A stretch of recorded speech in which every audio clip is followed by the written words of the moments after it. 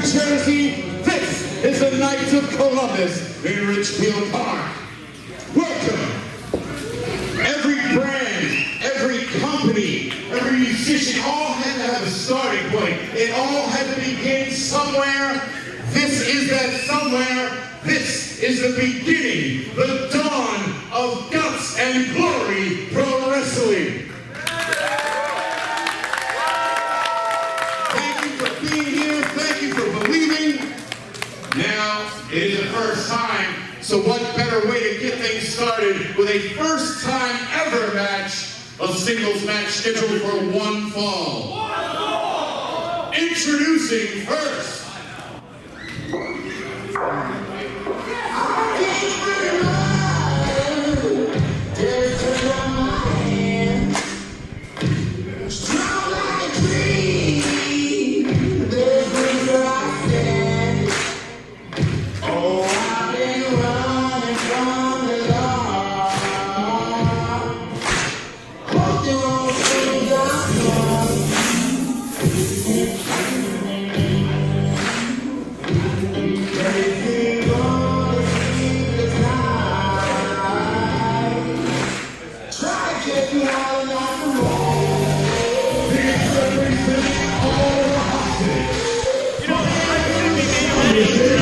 Mike Law coming out to his song Howling at the Moon by Define Us.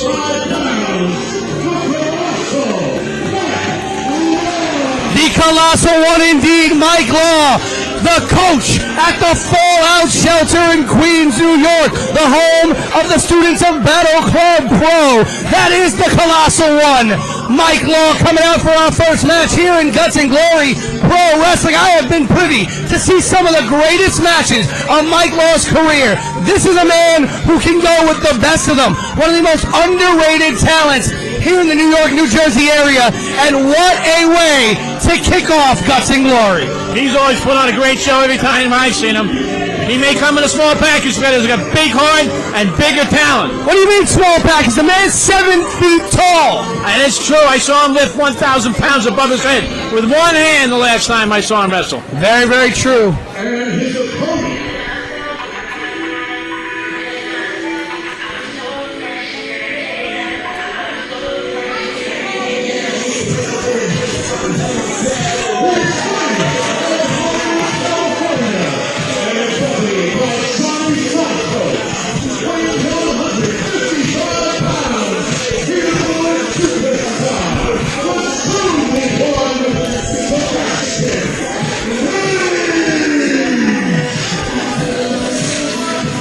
Sebastian Cage, as you saw, was accompanied by his tag team partner, Johnny Santos of First Class. Johnny Santos, Sebastian Cage, Big Cuzzo, all led by the mastermind, El Jefe, Miguel Sosa. Coming out to Feeling Myself by Pete Lloyd. First Class. Not very popular with the crowd. ODIFC, as he would say, only Dominicans in First Class. Though I had a little argument with him about that because, you know, I've been in First Class myself. That's how you travel. That's right. And here we are with the opening contest of Guts and Glory Pro Wrestling. Colossal Mike Law versus the lit superstar Sebastian Cage. And what a way to start it off. A mismatch of style. Sebastian likes to fly around the ring at incredible speed. The Colossal One, more of a mat-based technician, has that power game to his advantage as well. It's going to be very interesting to see how he combats the high-flying style of Sebastian here tonight.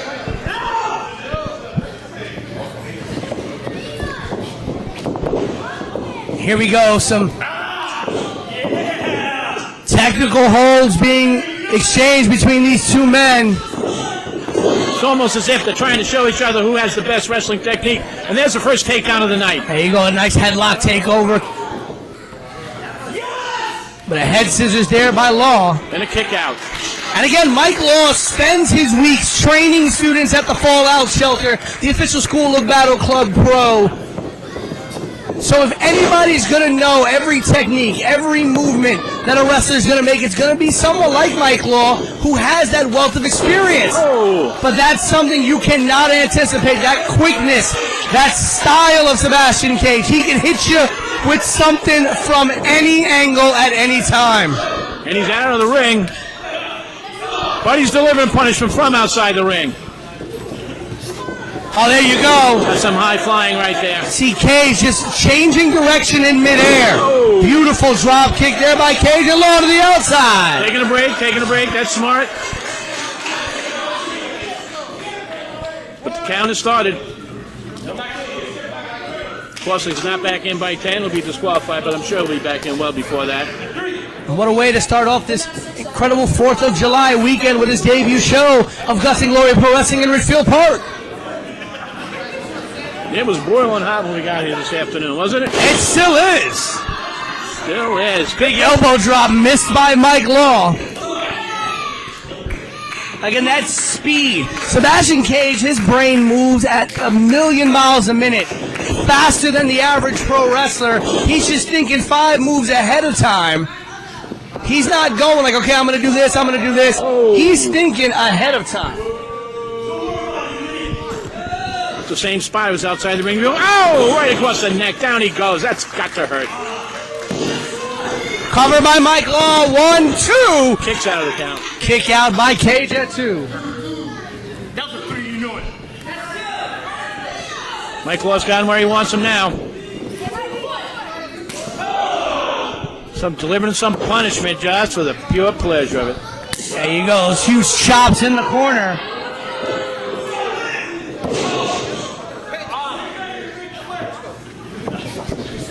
Mike Law back in control of this matchup here. Oh, beautiful. Nice. Beautiful bridge on that suplex there, but only a 2 count. Keeps his head tucked in that suplex to avoid injury. Nice move. Nice recovery. Oh. And here we go. Again, the count has started. Over 500 pounds draped across the shoulders and neck of Sebastian Cage on that second rope.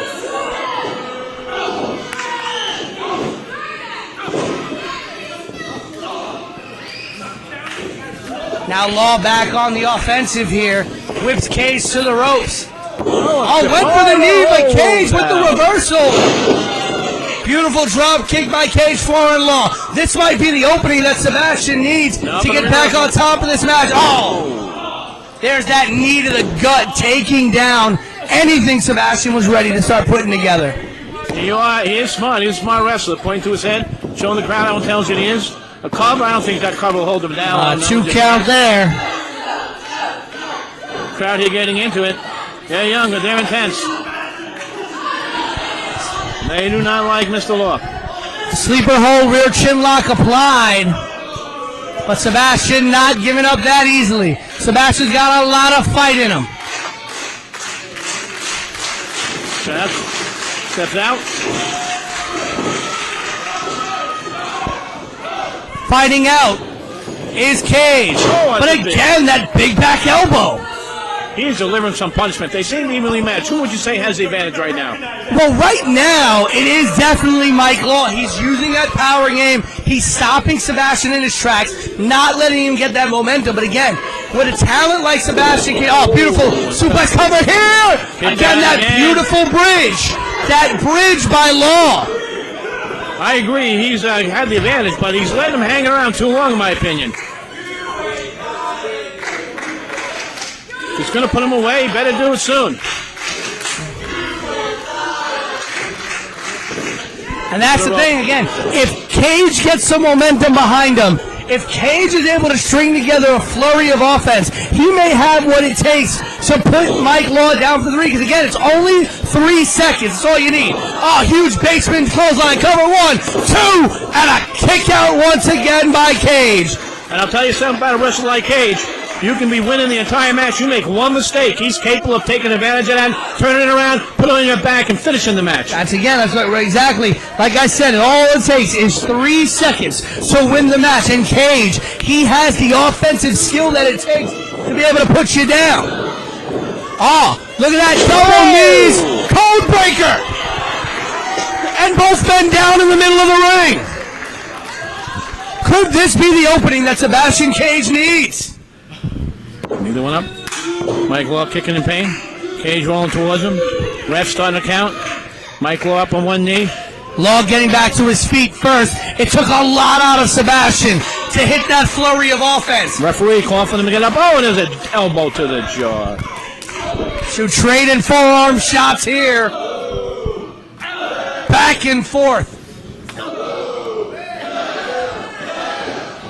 Oh. Sebastian with a couple shots to Law. Into the ropes. Off of that knee again. Mistake. Once again, went to the well too many times with that knee, but Cage looked to springboard up that second rope. Law caught him. Uh-oh. Up and over by Mike Law. Cage hits waiting for that him far to rope. miss. Oh, big kick. Right to the bread basket. Big cutter. Big cutter by Law. Colossal cutter. Cover 1, 2. Oh, a kick out by Cage. Two. Slow count, some people would say. That colossal cutter.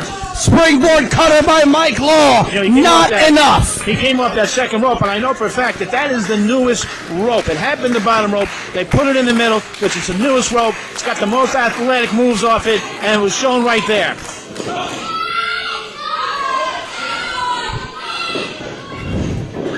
Again, Mike Law up and over. He's got Cage scouted. Cage now off the second rope with a cutter of his own. This may be it for Sebastian Cage. Cover 1, 2. And then a kick out. A kick out by Law. I thought that was it. That cutter by Cage. Saying it was 3. Crowd is saying it was 3. The young lady here, about 5 years old, is positive. Probably as high as she can count, though, wouldn't you say? Well, it depends on what Ref McGrady says. Whoa. Oh! Again, that's got to be Lost. a 6 or 7 2 count. Slow to roll into that cover. Slow to roll into that cover. That could have been a 3. You're right about that. We got some height now. Will he go to the top rope? That's fine.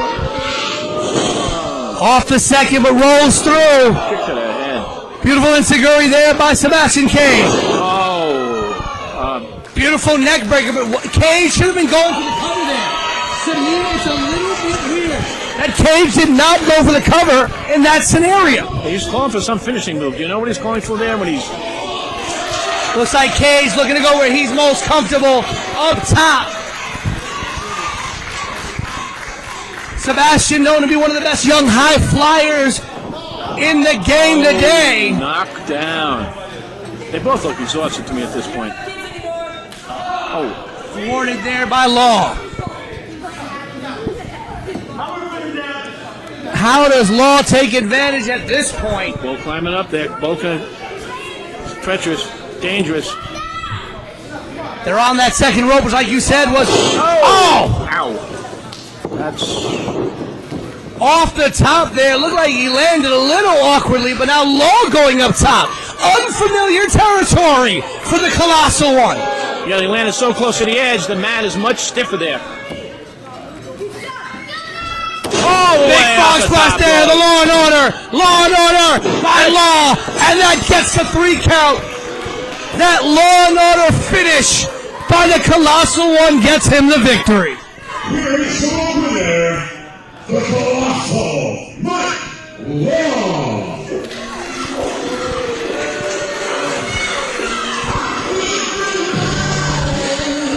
Yeah, I would say Mike Law had that match in hand most of the way, but there are a lot of instances where Sebastian Cage really took the momentum back and put Mike Law to the test. Very true. Many instances where Mike Law looked like he had this match won early on, but Cage fought through and fought through and fought through. But eventually it was that big Law and Order finish by the Colossal One that ended the night for the lit superstar Sebastian Cage in this opening match of Guts and Glory Pro Wrestling.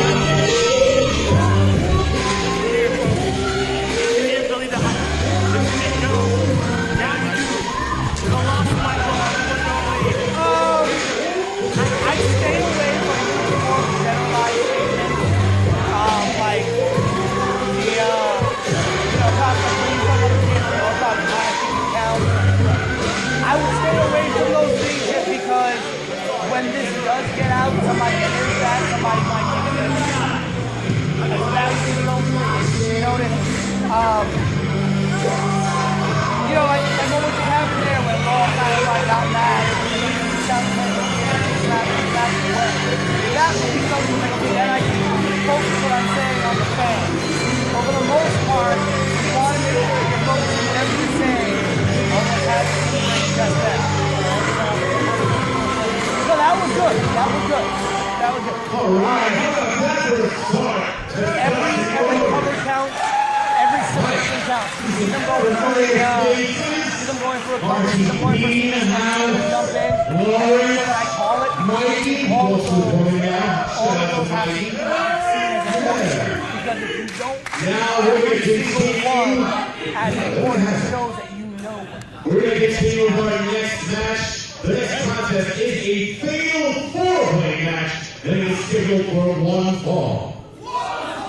The referee in charge is the bell referee, Ozzy. Introducing first.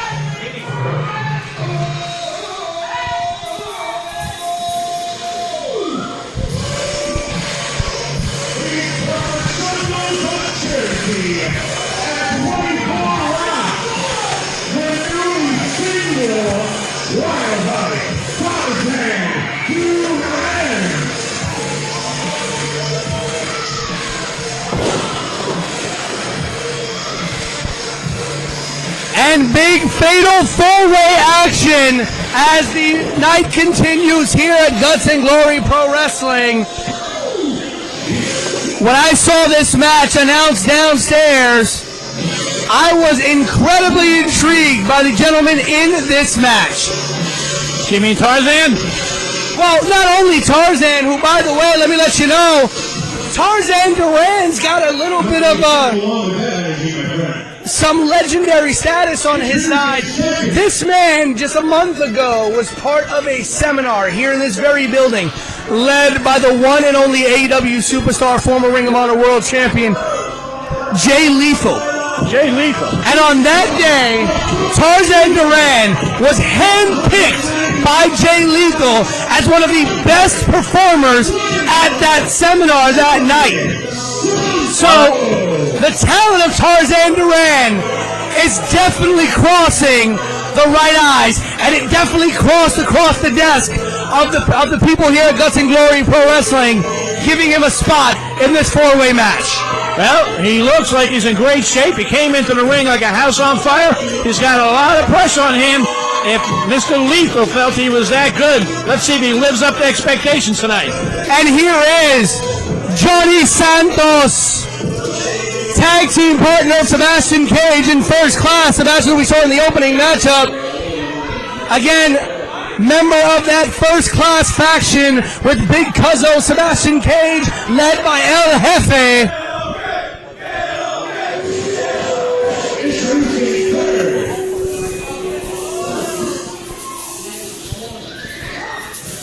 Waiting for two more wrestlers to come in here now. Coming out of the corner.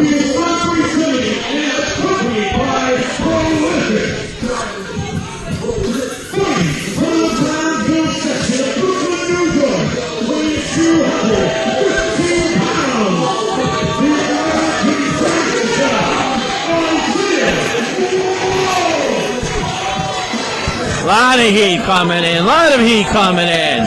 That is prolific Tyree Taylor, the big man from Brooklyn, Marcus Marquis, and the man who will be the third entrant in this fatal four-way match, Isaiah Wolf. These men are spoiling for a fight, and we are going to see one. Superhero landing. And I'm going to give it to these men. Yeah!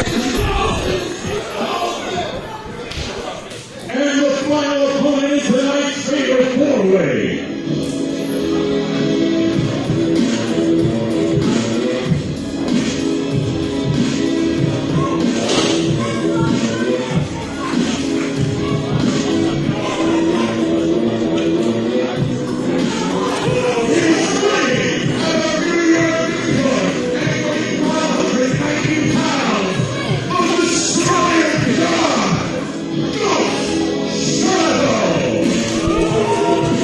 The 21-year veteran, Ghost Shadow, member of the Vulture Squad, and managed by the legendary Julius Smokes.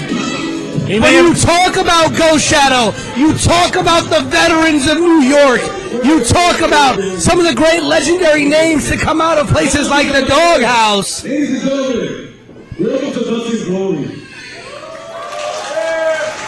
Now, this is a place where men use their guts to show their glory.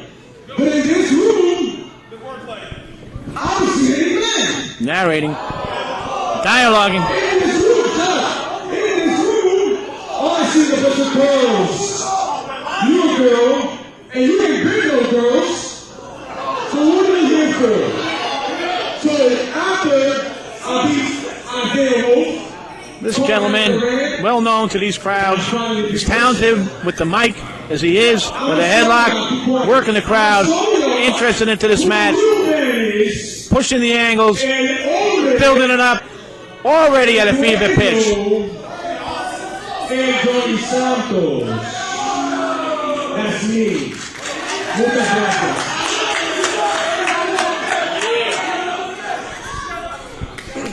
Well, see if he can deliver on that promise.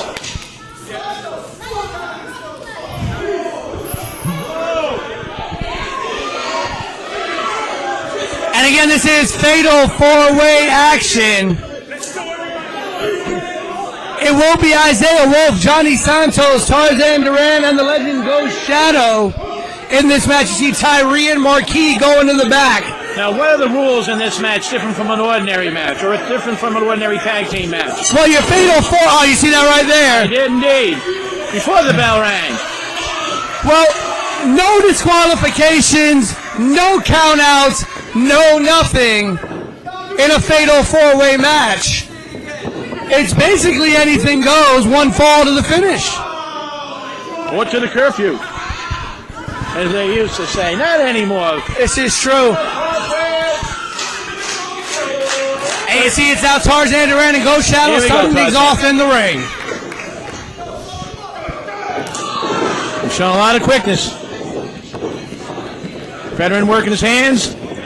Got a reversal. Oh, and a Ghost Shadow, one of the most talented individuals in professional wrestling. When you talk about a man who knows every hold, every counter hold, every counter to every counter hold, it's this man, Ghost Shadow. Ghost Shadow, a man who has been able to merge technical wrestling with athletic wrestling. Ghost Shadow can do it all. This is a man who is not talked about enough. When we talk about the legends of New York wrestling, when we talk about the Dan Moffs, when we talk about the Steve Max, when we talk about the Homicides, the Julius Smokes, not enough people talk about the legend that is Ghost Shadow.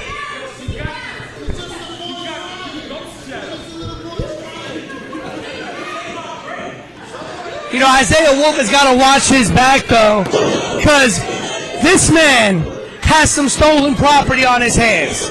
I don't know if you've been keeping track. I am not. But Isaiah Wolf is right now in a blood feud with a very dangerous individual by the name of Ruthless Lala. Isaiah Wolf has stolen Ruthless Lala's BCW Women's Championship, which she won at BCW's Queen of the North 3 event when she defeated at the time their women's champion Vanity to become the new BCW Women's Champion. She's wanted a match with Isaiah Wolf. She's been asking, begging for a match with Isaiah Wolf. And Wolf has been ducking her. And Wolf's been saying, you don't get one. And these two have been at each other's throats at every show. Whether it's been a show that Lala's at or a show that Wolf is at, you can be sure that one or the other is not going to be far behind, fighting with one another and going to war. So if I were Isaiah Wolf, I would be looking over my shoulder to see if Ruthless Lala is coming to lay an ass beating on me once again here tonight. Oh my God, that is quite a statement. That's a light to watch out for, though. You gotta watch out for your opponent. You gotta watch out for your opponent's partner. You gotta watch out for people coming out of the wings. Holy mackerel, that is a headful.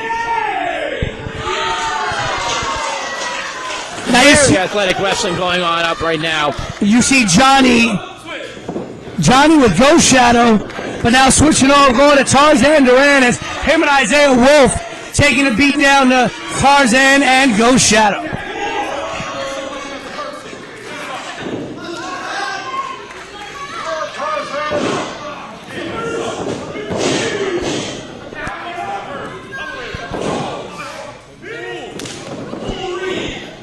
Important to keep in mind that there are no teams in this event. It is every man for himself.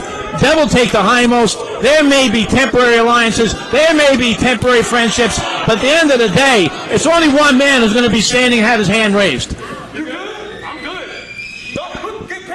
That is very true. There is only one person that can win this match. And here we go. There's a backstabbing move right there. I wouldn't call it a backstabbing move. At the end of the day, that's a good point. Johnny Santos knows there's only one person that can win. And you got to get it any way you can. There you go, Wolf. Oh, I heard that. Smack all the way up here.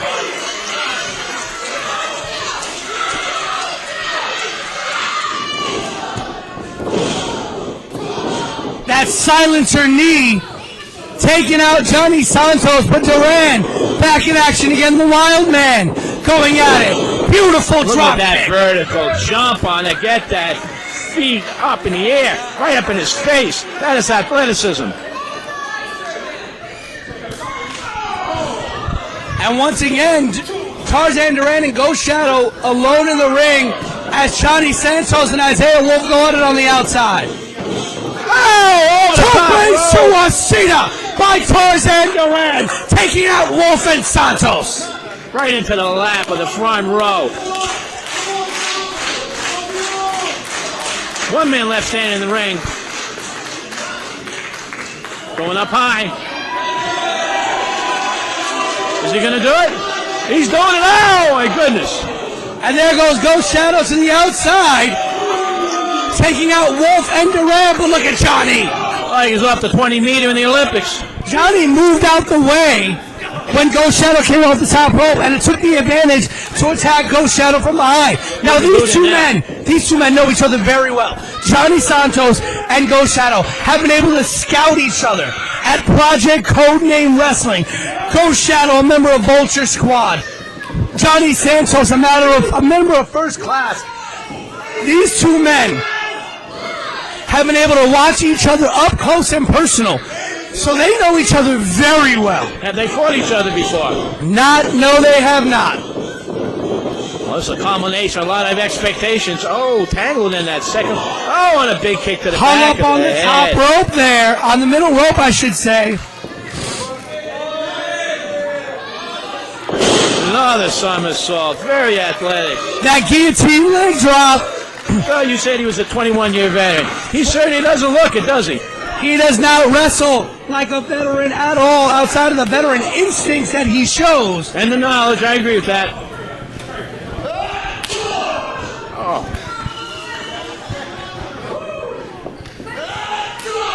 That's the speed of those kicks. You can hear the foot slaps being delivered. All the way down to the GW Bridge. And Duran going in with those headbutts. 6 and then a 1 to the midsection.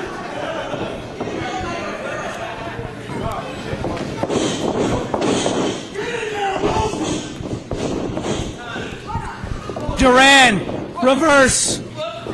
Oh! Beautiful maneuver there, cover!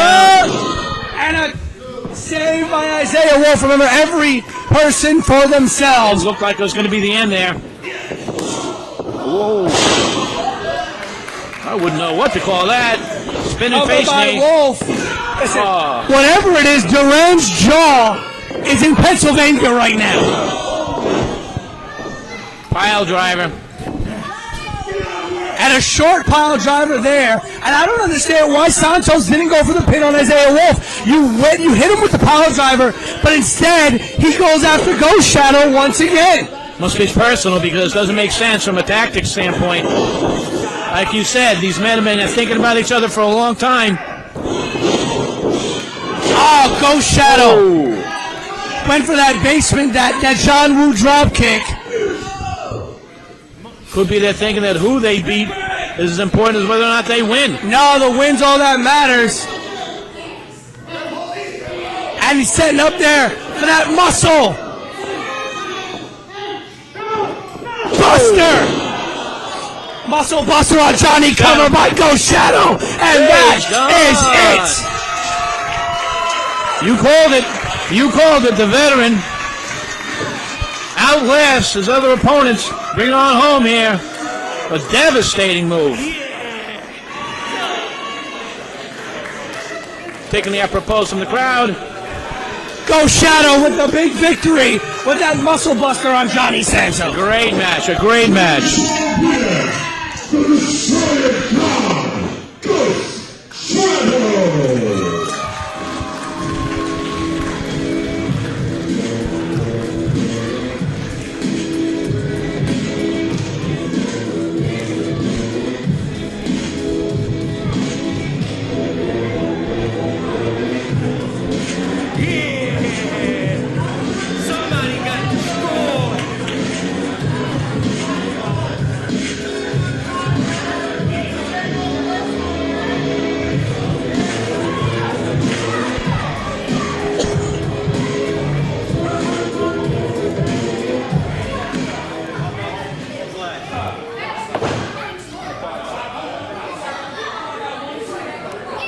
Another hand for Johnny Santos. It's all your fault.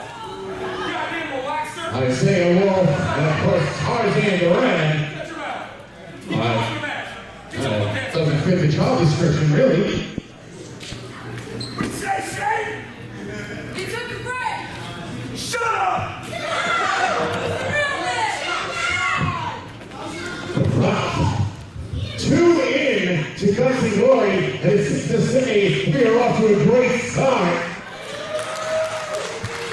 So, Ref, are you ready for a tag team match? Me too. Alright, so this next tag team match is okay. That's interesting. Sorry, that was the team I had.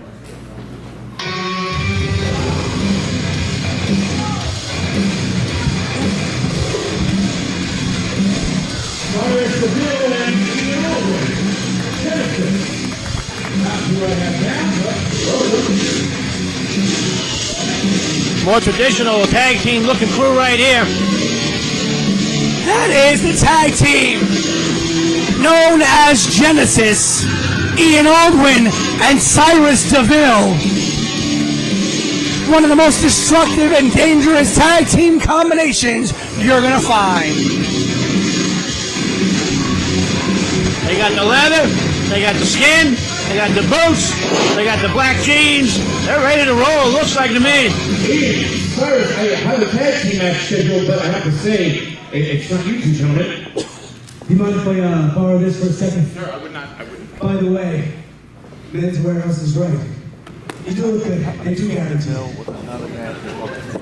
Okay. There are a couple of DeVille So, I've seen him with brothers on the handsome through one. the grapevine that there's a birthday boy in attendance tonight.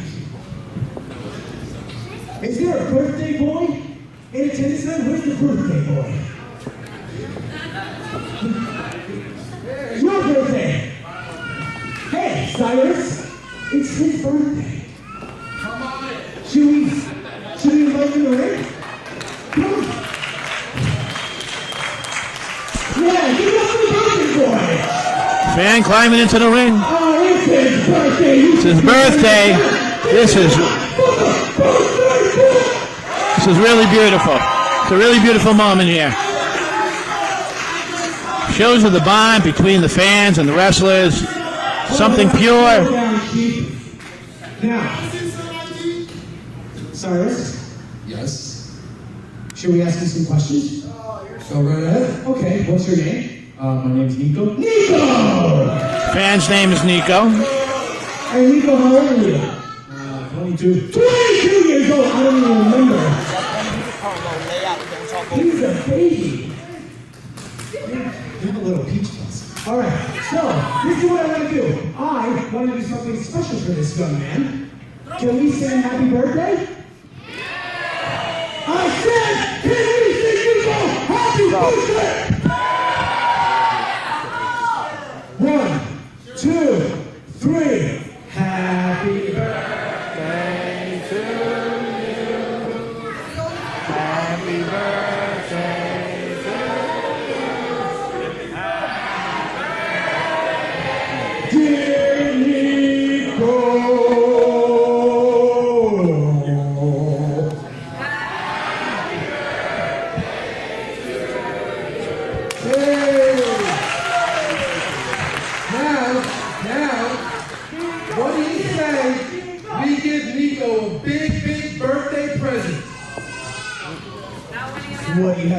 Nobody's talking to the ring. I shouldn't.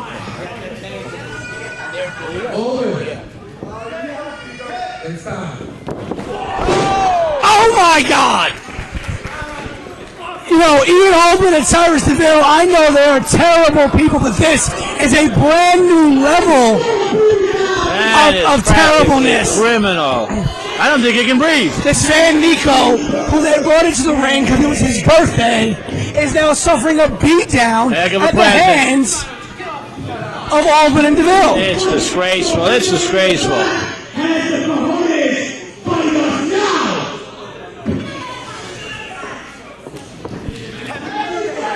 Anyone? Any takers? Genesis awaits. And now Aldwin and DeVille opening the challenge to anyone in the back. I'm sorry, man. I think it's going to be a short night for you gentlemen. Looks like that challenge is going to be answered. Well, guess what? I'm not.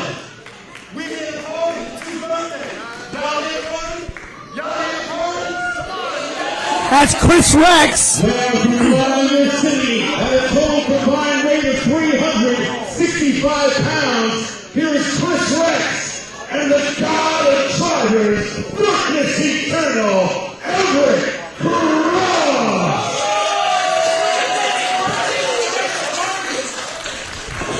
As you heard Shane say, that is Chris Rex and the God of Drivers, Everett Cross.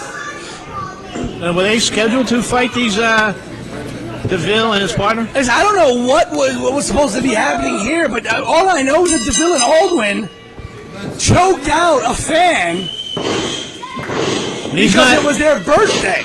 He's not back in his seat either. Well, the bell's rung, so here we go.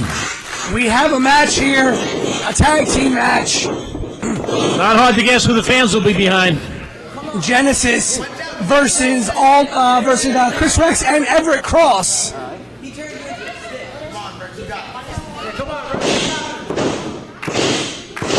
Calling for the fans to get involved.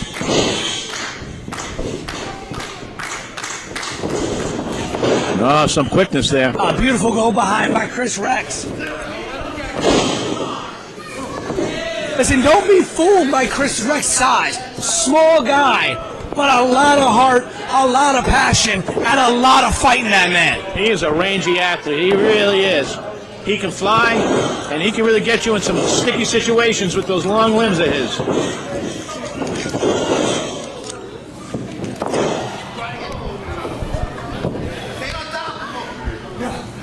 But if anybody could take that punishment, it's going to be men like Aldwin and DeVille. He did not flinch when that last blow was landed against him. Not a bit. Oh! Flying scissors. Rex ducked the clothesline, like he said, a flying head scissors there. A lot of speed. There he is, into the corner. Again.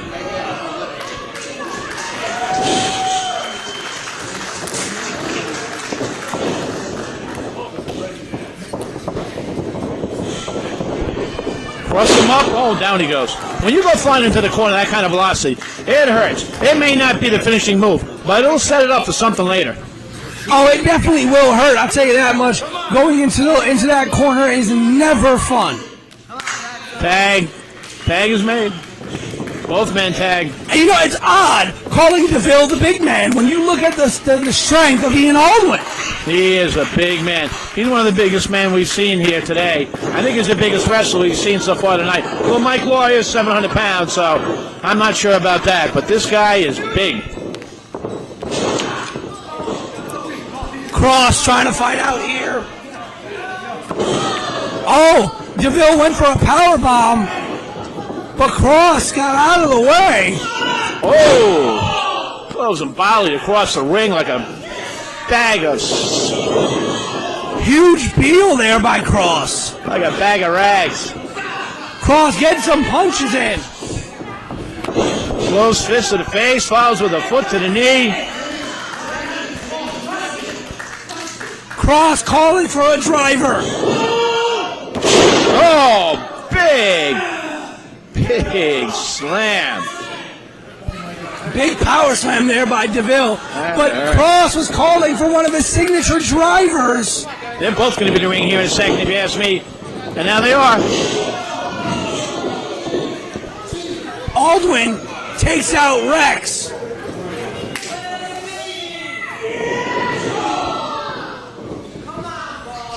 And interesting that McGrady did not start the 5 count. Both men are in the ring. He should be counting. In the air tonight. Speared. Cover. 2, 3. Oh, it's over. DeVille hitting that big spear in the air tonight. That was big spear. He came right at us, so you can see how high he was. For a man of that size, to get up that high, that weight, that's very difficult to withstand.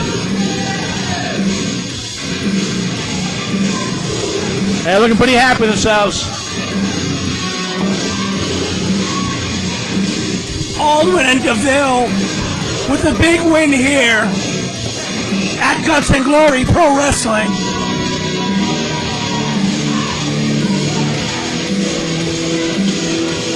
I don't think this match is completely over. I have a funny feeling something else might happen here.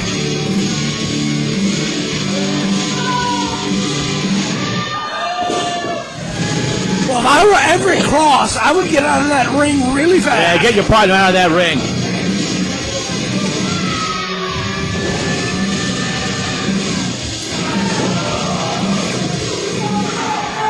Now Cross and Rex getting into it. Temper's boiling over.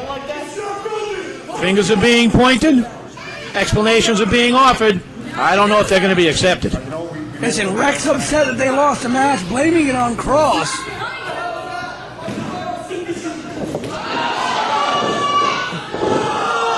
Oh!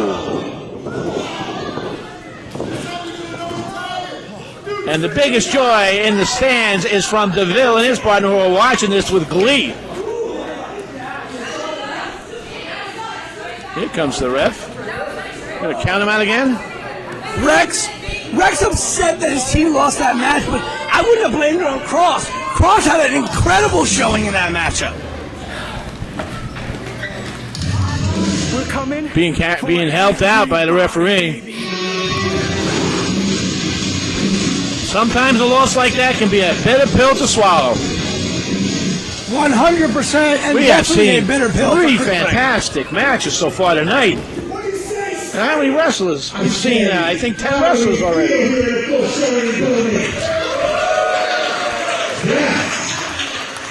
Dustin Rory has entered the Ridgefield Park Shack officially. Now, about that tag team match you're about to have, let's get back on track. This next match is a tag team match scheduled for one fall. The man in charge of the sound of the bell, referee Ozzy.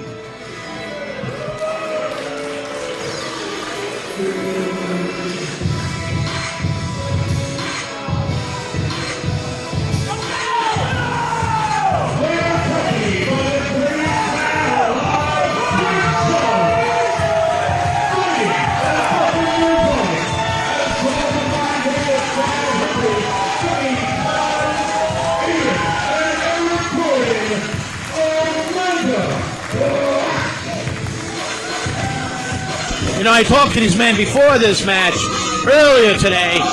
They wanted me to point out that they are classically trained. They were both high school and college wrestlers.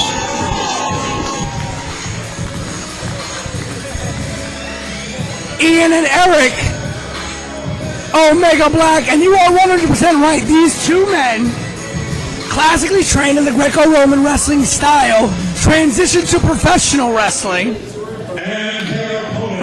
They have a great catch wrestling style as well as having the power and athleticism. You have to be in the top of your game when you go up against these two. There's no doubt about it.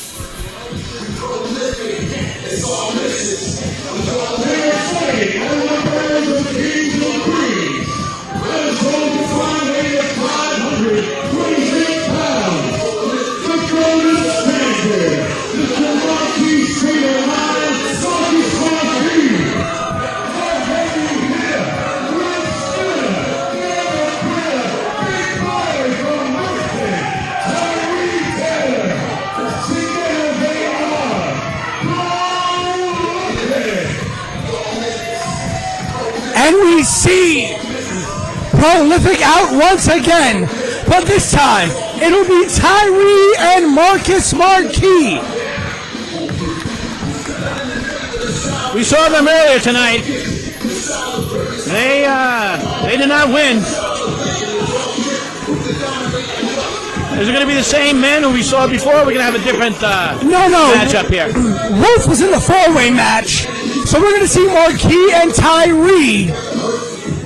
So it's going to be a more classic tag team match. Correct. Tag team match. Most of our fans grew up on.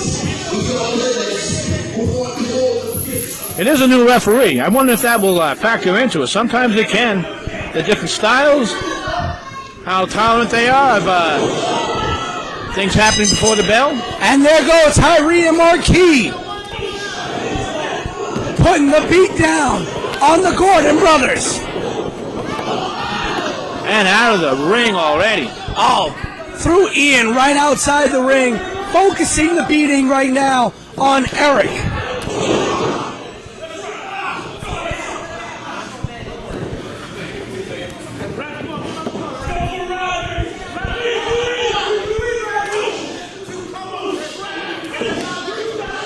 Calling for the BQE.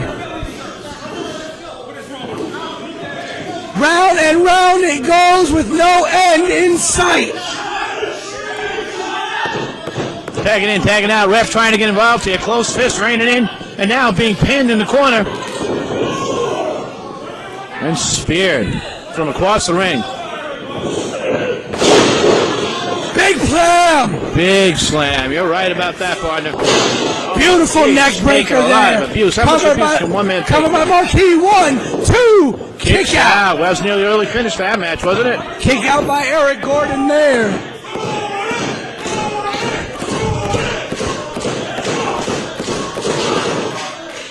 And this is the thing.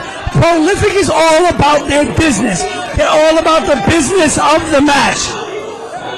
You saw how quickly they got to it, how quickly they stood on top of it. They're not about playing games. They're not about, the flash and all that. They gonna make things happen and go for the victory. I can see what you mean. There's no wasted effort. Every move is calculated to inflict the greatest amount of pain possible.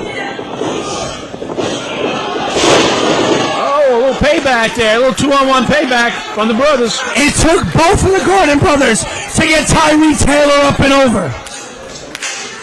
He is a load, and he was put down hard. Now they're calling for the fans to get involved. Off the rope. Look out! Oh! And Ian Gordon. Into the stands. Through the chairs. Ian Gordon taking flight.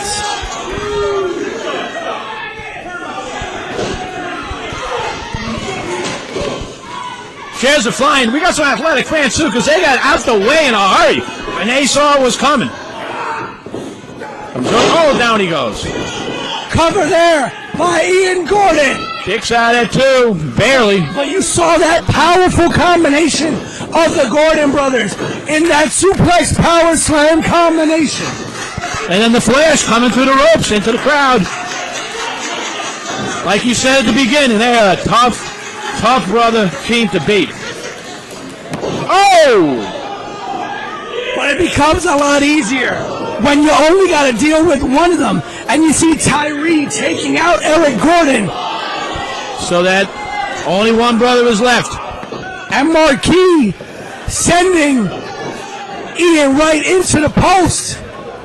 Oh, this is it. That prolific clash. The prolific clash. The prolific clash. Cover 1, 2. Counts him out. Now, what was that finish move? What do they call that? That is the prolific clash. I don't think I've ever seen that before. Oh, and the manager goes down.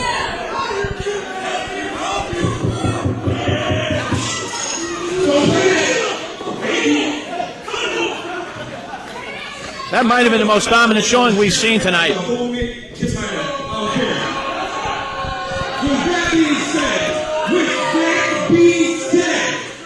were just informed that you guys are the SAT students. SATs bring one of those trios in.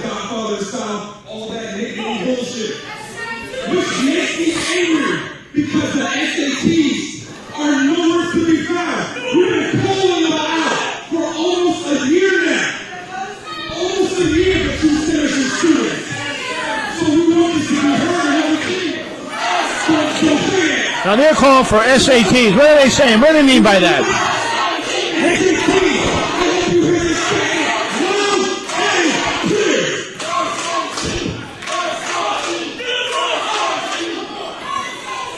Prolific calling out the SAT, the legendary Maximos.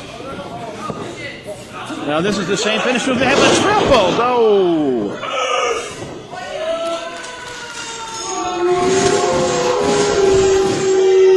Listen, either Guts and Glory management or somebody's management team get on the phone, because Prolific versus the SAT needs to happen.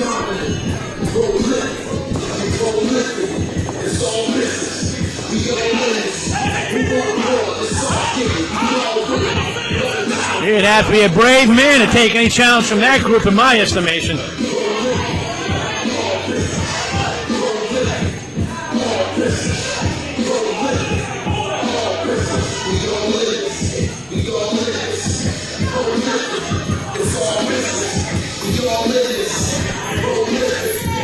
Listen, if there's any trio on the independent scene in wrestling that I think can legitimately stand toe-to-toe with the legendary Maximos, it is these three men, Prolific. Based on tonight's performance, I'd have to agree, and I don't think you find anybody to disagree with that assessment.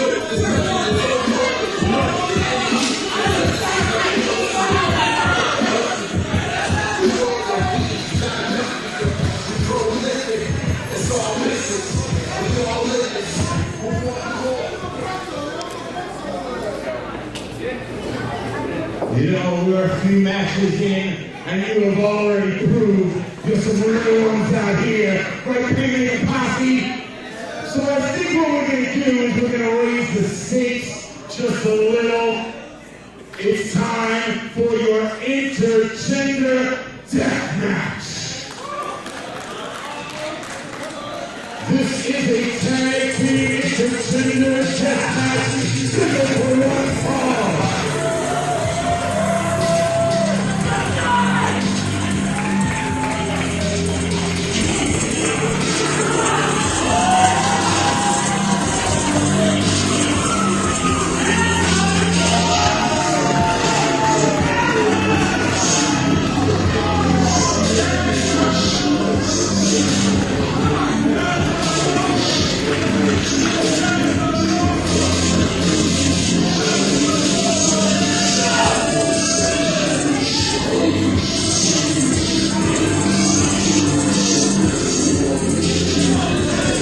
This right here, hide your kids, hide your wives, hide anyone under the age of 18, because this is about to be a bloodbath.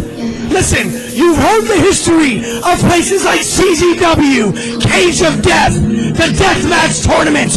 You've heard about the legendary FMW and Atsushi Onita and all the death matches in Japan. But that man right there, Casanova Valentine, has revolutionized the death match in the 2020s. The man who revolutionized the no-ring death match, who will fight anybody, anywhere, who will bleed buckets of blood if it means getting a victory. And tonight, we see it happen in Ridgefield Park. He is not just fearless. He is not just fearsome. He is one of the most intelligent wrestlers we have in the business today. He is not a man to be taken lightly. He is a man to be feared. Who is fearsome? He will orchestrate you into an early grave if you're not careful.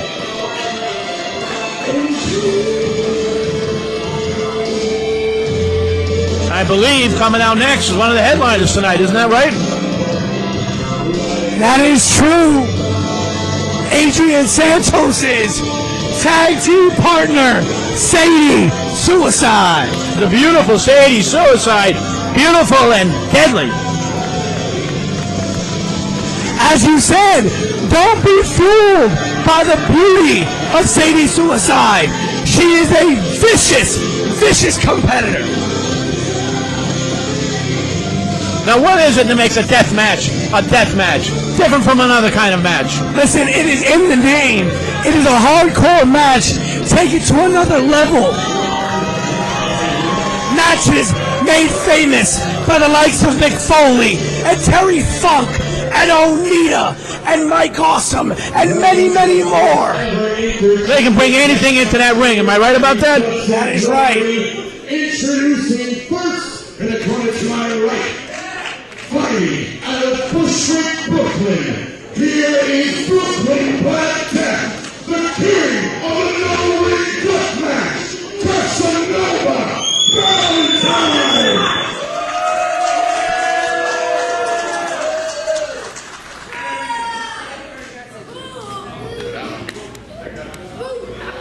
And his partner, she's fighting out of the depths of darkness, weighing at 253 souls. This is Anastasia fucking Morningstar.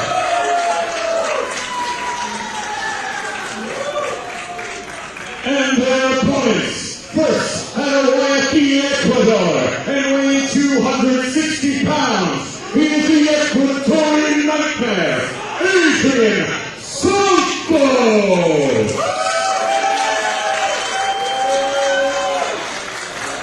And finally, she is fighting out of Palm Beach, Florida.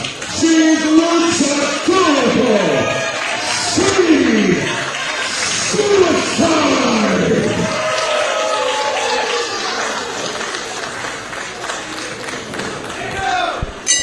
All right, ladies and gentlemen, as you see, referee James McGrady with the gloves on, with the elbow pads on. A death match gets very violent, very, very quick. Now, he's wearing those pads for what reason? For his own protection. For his own protection.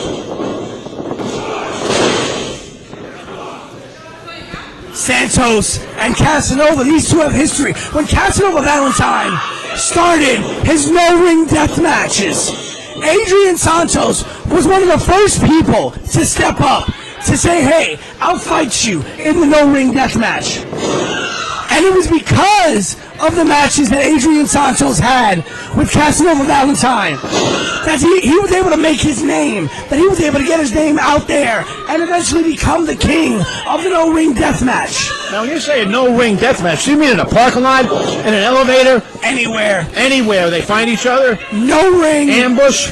He has fought in bars. He has fought in nightclubs. He has fought in breweries. He has fought anywhere. He has fought in sandlots if he has to. How do you know so much about this sport?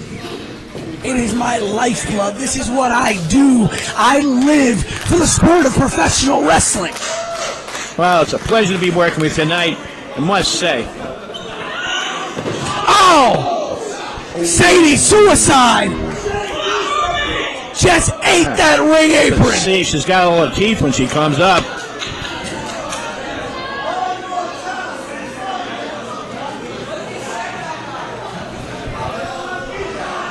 Sadie Suicide, a resident of West Palm Beach, Florida, has wrestled only once before in the New Jersey area. But this is not her first death match. In fact, the only person in this match who has never before wrestled in an actual death match is Anastasia Morningstar. She has wrestled in a hardcore match before, which does have a host of rules. But a death match, literally no rules. You saw Adrian Santos walk out here with a staple gun. You saw Casanova Valentine walk out here. And now he's got a little garbage can lid that she conveniently retrieved from under the ring. Possible could have been put there before. I see what you mean, partner. Now, ladies and gentlemen, with a death match, pinfall or submission will still get you the victory.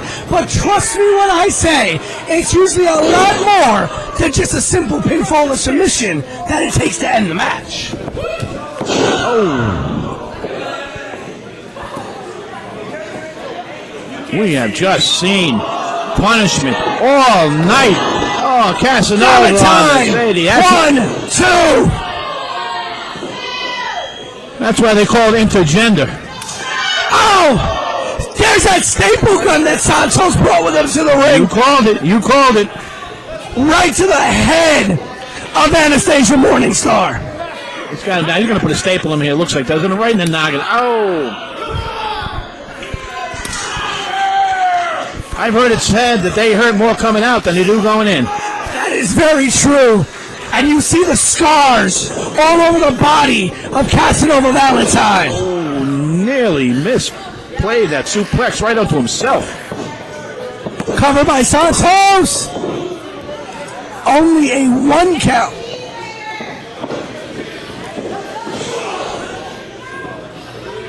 Santos with the most stamina here so far, or at least taking the least amount of punishment. And that's the way you want it in a death match. You want to take the least amount of punishment. You do not want to be on the receiving end. Morningstar coming in to try and save her partner. Double suplex. Obviously no prohibition against both partners being in the ring at the same time. Well, in a death match, there are no tags necessary. It is literally a free-for-all. Is that a cheese grater, partner? That is a cheese grater.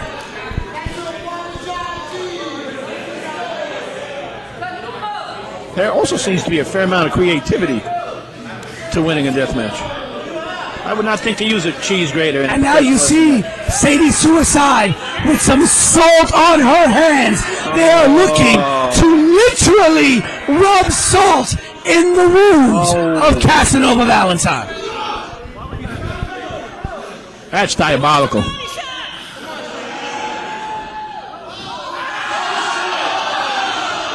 And there she goes, pouring that bag of salt into the exposed wound, the exposed blood of Casanova He is in Valentine. pain. That is venomous. That is venomous.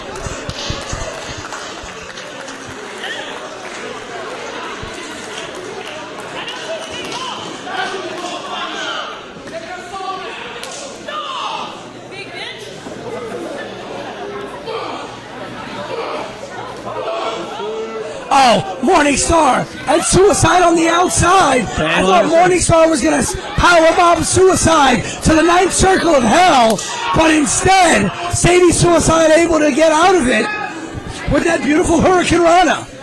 Looks like Casanova is bleeding to me. Listen, that man has bled more than most people bleed in their lives. That man has bled more in one match. There is that a door coming into the ring?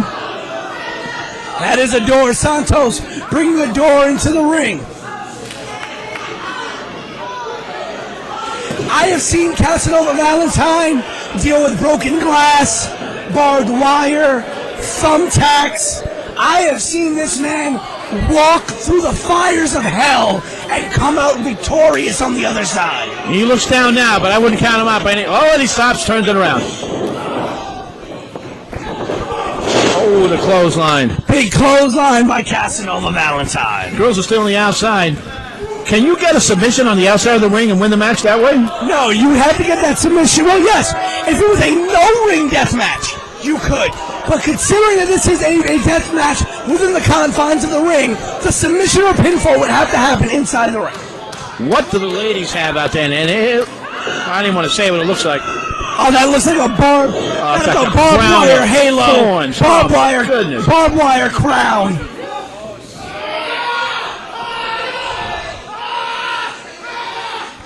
And Casanova using that fork. Is that what that is? That's a barbecue fork. Using that fork into the skull and forehead of Adrian Santos. That is the most serious cry of pain we've heard all night.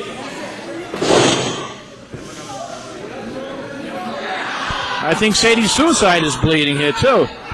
What's the rule on stopping matches for blood? No, there is no stoppage. None for a death match. It's called a death match. People literally die. There's no stoppage in a death match.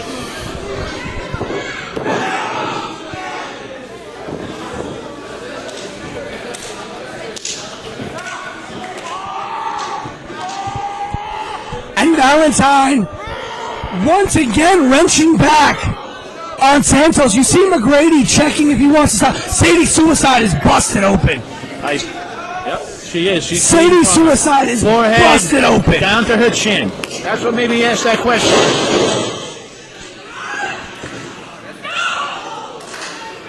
Morningstar just laying in the strikes, and the chair shot by Sadie.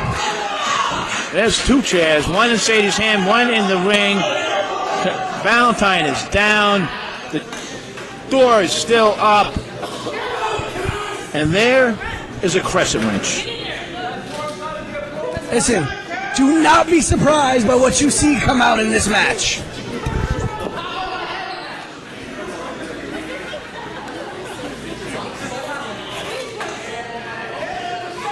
I guess I don't have the steely nerves like you do, partner, because this is terrifying me. Double chairs here. Whoa. Double chair shots again.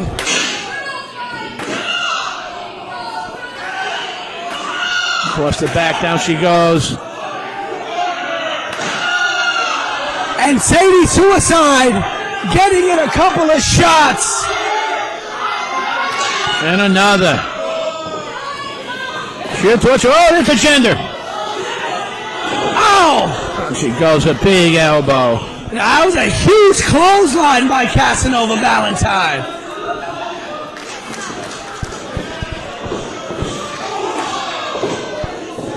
The crescent wrench. Santos once again taking down Casanova. What do you call that movie, Just Shoes, where he took him down backward to forward? Not sure off the top of my head, to be very It's honest kind of with a you. neck breaker. Oh!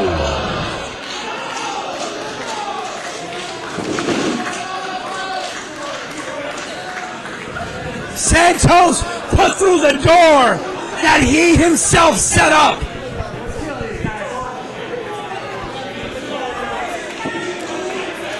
We have seen a lot of pain tonight. This is easily the most brutal match we have seen by far.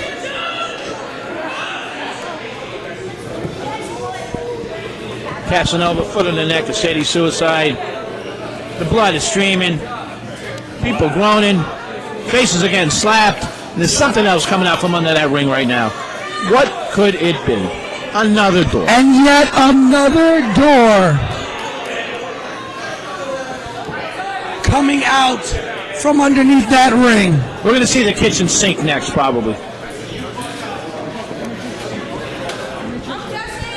I wouldn't be surprised. I have seen Casanova Valentine use items in his matches that you just wonder how the heck they got where they are. I told you, he is creative, he is brilliant, he is an orchestra master. He is a maestro of mayhem. The maestro of mayhem, Casanova Valentine. Sadie Valentine crawling in. That girl has guts. That girl has tenacity. Sadie Suicide is still fighting. She is busted open, but not giving up. Blindside with the garbage can lid. Yeah, I don't think that was the smartest thing in the world to do. It was gutsy, but not smart. Oh! Huge DDT by Sadie, taking down Casanova Valentine. But now Morningstar getting in on it. Oh, beautiful reverse flatliner there. A deep six kind of flatliner by Anastasia Morningstar. She's got her adversary in trouble up on the ropes. He's losing his balance. She's got a grip on him. She could put him through that chair and put him through that door if he's not careful. Santos does have the high ground. Not anymore.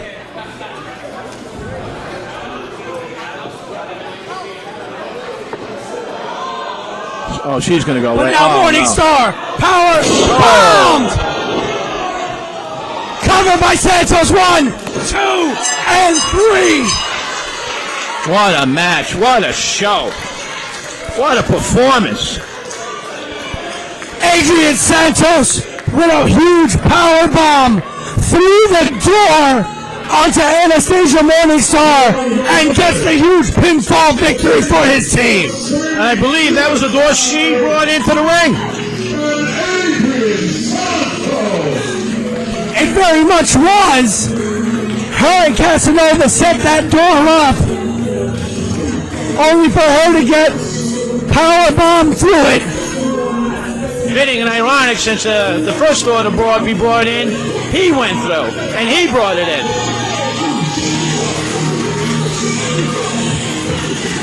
Big round of applause from the crowd here. Capacity crowd here at the E.G. Albuquerque Knights of Columbus Hall. Beautiful Ridgefield, New Jersey.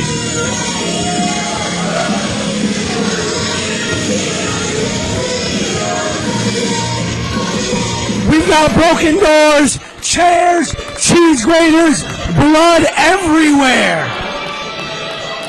And a beautiful, venomous woman taking a victory lap.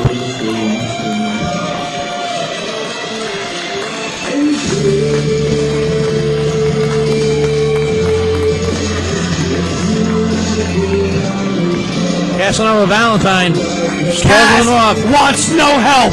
He will walk off on his own power. He'll be back.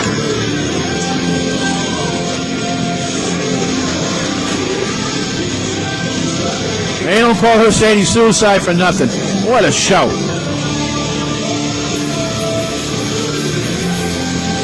Santos and Suicide with a huge victory in this deathmatch contest here at the inaugural Guts and Glory. We are now in a state of movement mission. Wow, we're going to need an intermission after that. Hey guys, enjoying all this wrestling content? Well, head on over to Richard Ruiz Productions for some more. There you can catch all of today's top stars and some classic matches for all over the tri-state area's wrestling scene. That's youtube.com/Richard Ruiz Productions.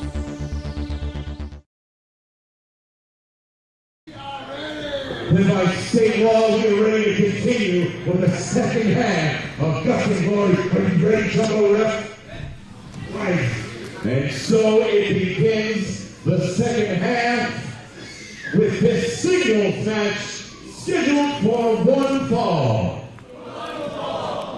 Introducing first. Back from intermission. It's a great first half. Singles match coming out.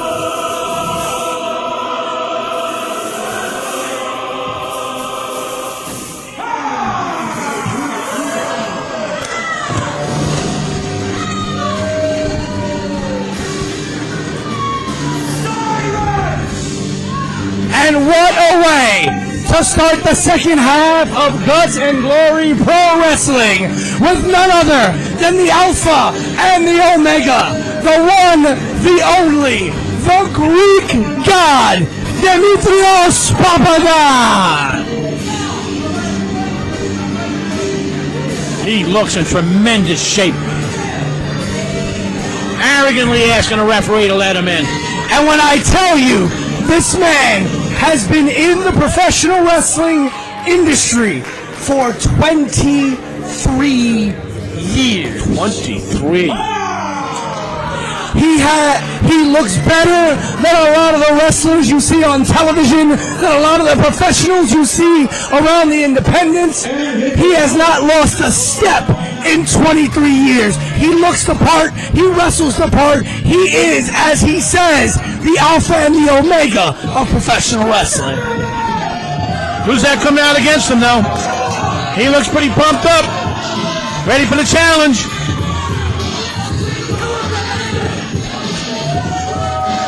This strikes me as going to be a high-flying, high-excitement match. Deshaun Pratt. Big bounce in his step. Bounding into the ring.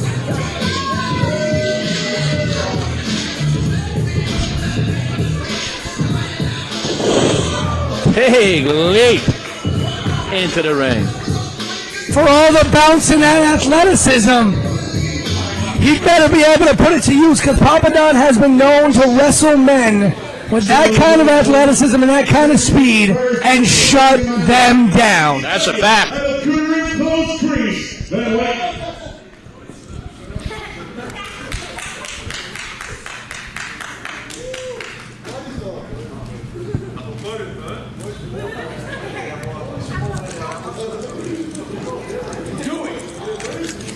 He is the greatest wrestler alive.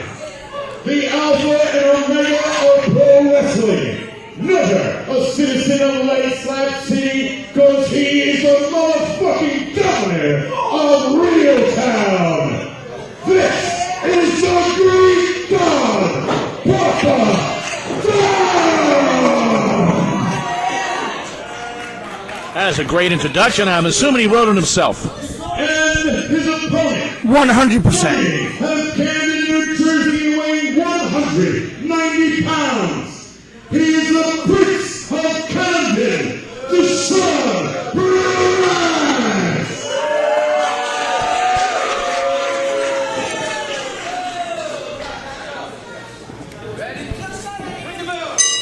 Hometown boy and Deshaun Pratt from Camden, New Jersey. Right here in Richfield Park, New Jersey. At the Phil Sheridan Building, Knights of Columbus Hall. Put a huge test in front of Deshaun Pratt in the sight of Demetrios Papadon.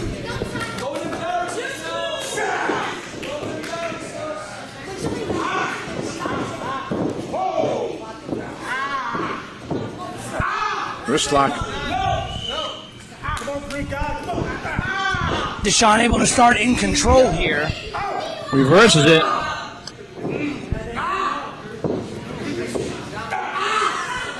Well, that's the thing. When you're fighting a man with the experience level of a Papadon, you know that there's going to be a variety of ways that he's going to be able to combat almost any hold that comes at him. He looks like he could take advantage of a handshake. He has, actually. You see there, finding a way out of that headlock. And you see the way he wrenches that headlock in. He's putting the pain in there. Very different from how you see a lot of other wrestlers apply a headlock. He wrenched it in there tight. Absolutely. Puts him down.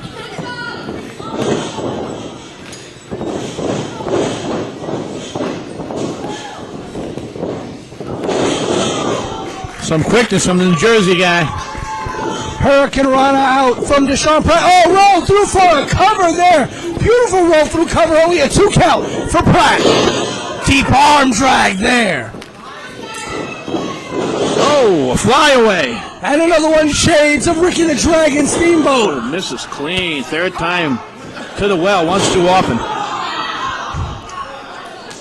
Papadon missing that big elbow.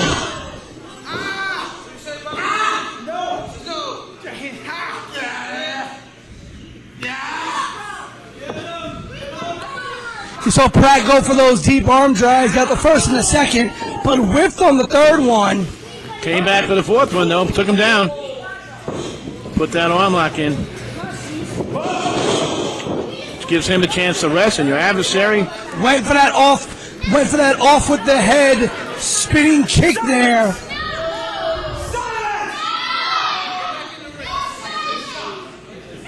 Papadon interacting with Papadon looking for a bit of a timeout here, a bit of a rest on the ropes.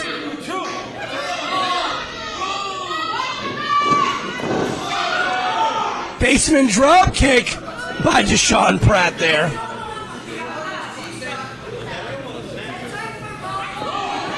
Oh, went for that PK kick.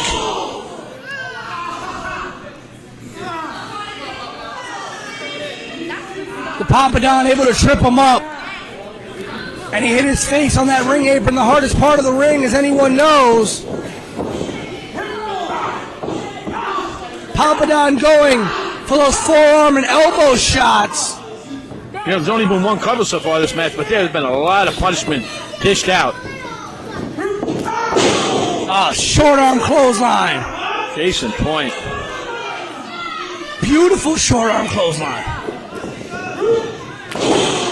There's that big elbow cover. Another count. 2 count gotten by Papadon.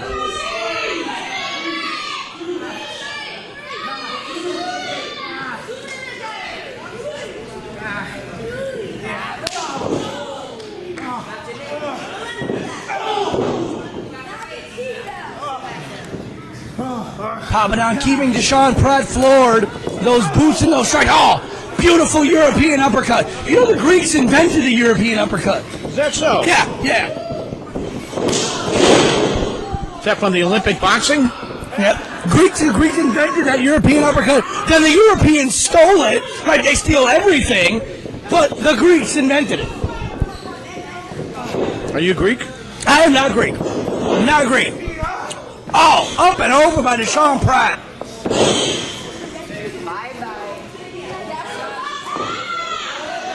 Here we go up top. Oh, it is an uppercut. I've never seen one delivered to a man coming off a top rope like Beautiful that. timing by Papadon. That European uppercut taking off the head of Pratt.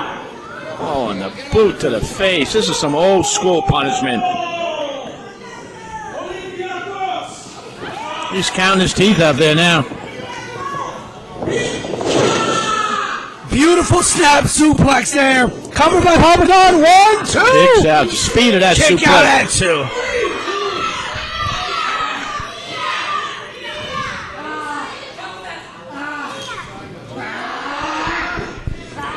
You know, our ring announcer Shane Fair may not know this, but the Greeks invented ring announcing. Well, tell me what to do. I know how to wrestle. Interacting with the crowd again, turning his back on his adversary. Our incredible MC and host for the evening, Shane Fair, leading us through all the action tonight at Guts and Glory Pro Wrestling. The dulcet tones, the golden voice, the presence. Oh, wait till you see the entrance he gives the main event. I'm looking forward to it.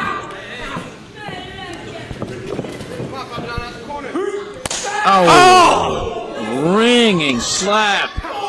Like a lapse of lung like that.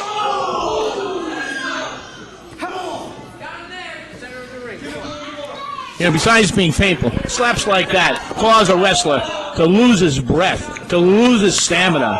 He's giving it right back. And Deshaun inflicting some punishment right back on the Papadon.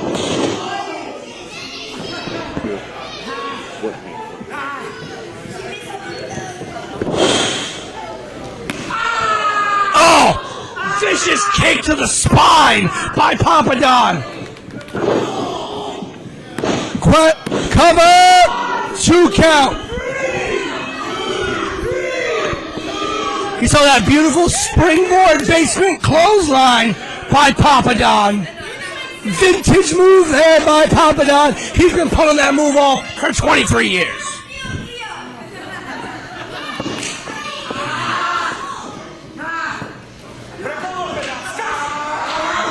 Throwing a leg in. Throwing a leg in on that headlock. Got that extra tight, extra deep, extra strangulation. He's going to put him to sleep. Oh!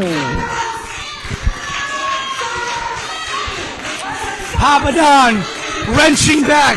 You can see Deshaun Pratt looks like he is fading here. Ref checking. He's got to hold that arm up if he wants it to stop. 2, 1 more. Oh, Deshaun Pratt. Not out for that rear naked choke. Front headlock, punches out again. Oh, caught him on the tights. Oh! Big back. Beautiful high impact slam there. Covered by Pop. 1, 2. Kicks out. How much punishment can one man take?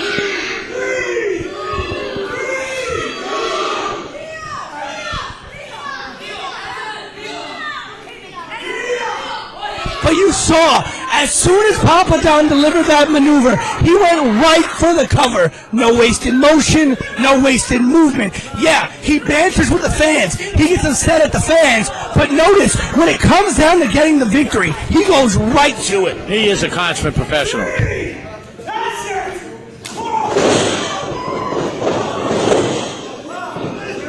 A bunny hop right on him with both heels of those boots, right to the abdomen, right to the solar plexus. That's another maneuver that'll cut the breath right out from you. It will. Both men down right now. This may be the opening that Pratt needs. I don't think he's going to get up first, and he does not.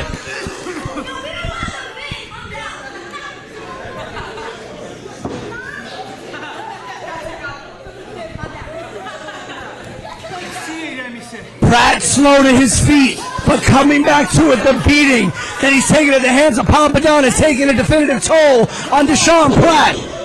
Counters with a blow to the face. Trading elbows to the face.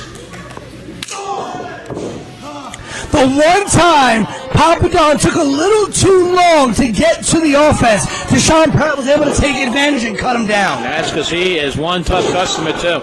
But still, Papadon with the high ground. Papadon staying up. And beautiful drop toe hold trip variation there by Deshaun Pratt. And that running knee.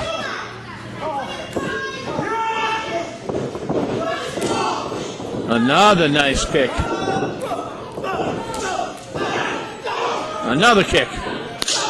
Oh! And a stolen European uppercut. A stolen European uppercut, that is right. Oh! Deshaun Pratt with an innovative kick there off that second rope. That second rope, which is the newest rope in the ring. Come on, 1, 2! Kicks out again. Kick out that modified Falcon Arrow. That modified Falcon Arrow that came off by Deshaun Pratt.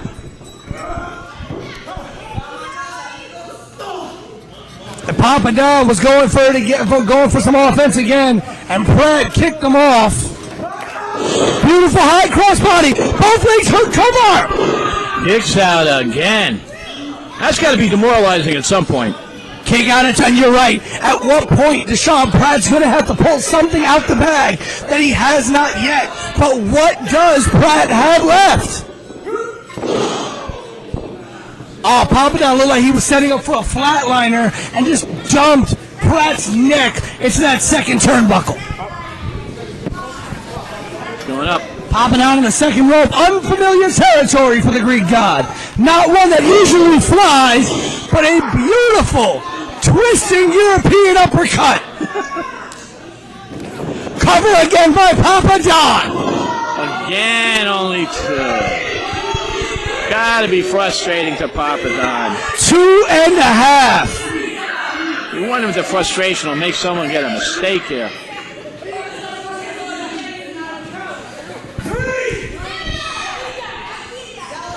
2.5 by Papadon.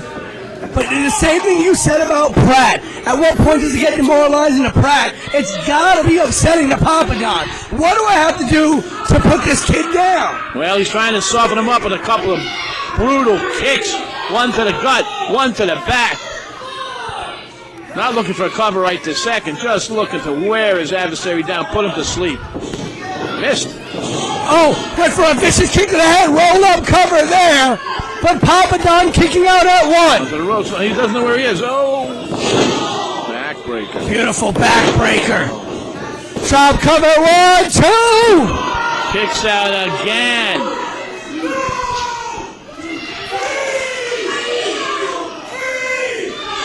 And once again, 2 7/8. Deshaun Pratt finds a way to kick out.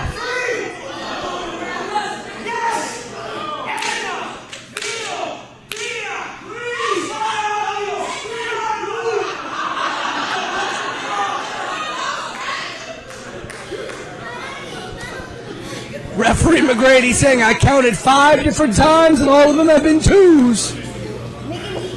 Papadon setting up for that pile driver, and God we trust. That was a long way to fall. That was a long way to come down hard.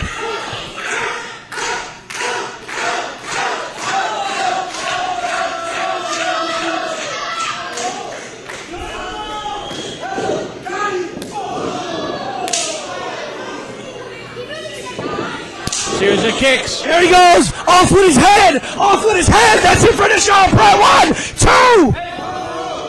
A foot on the rope. Papadon. Cagey veteran that he is. Getting his foot on the ropes at the very last second. Deshaun Pratt connecting with that off with his head. That would have been it if Papadon had not gotten his foot on that bottom rope. It's a great job by the veteran. It's a good job by the referee to see that, too. A lot of refs would not have seen that.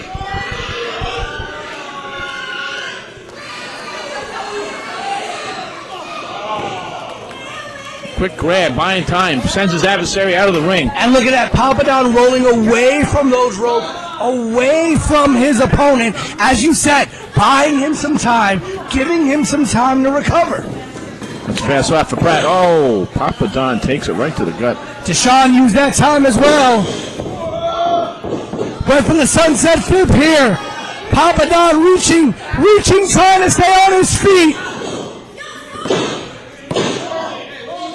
Drops Trying to down. use that rope for advantage. Ref McGrady kicking Papadon's hand off that second rope. Papadon hooked that second rope for leverage to try and get the 3 count, but Ref McGrady saw it. Kicked his hand loose, almost contributed to a fall there himself. Here's a cover. Another schoolboy.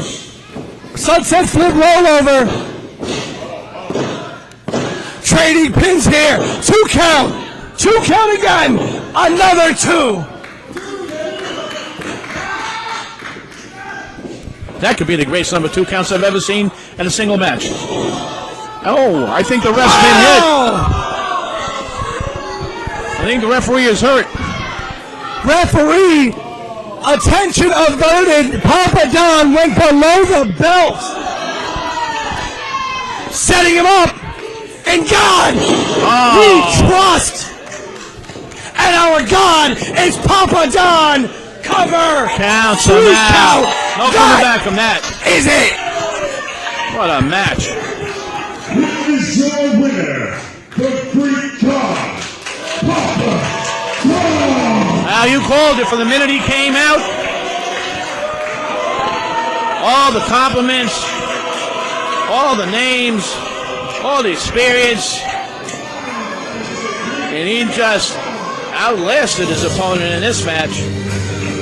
Shown himself to be the outstanding star he's been for 23 years. 23 years and counting. For the Greek God, Papadon. You know, as hard as that match was a very clean match, very skillful match, technical, violent, brutal.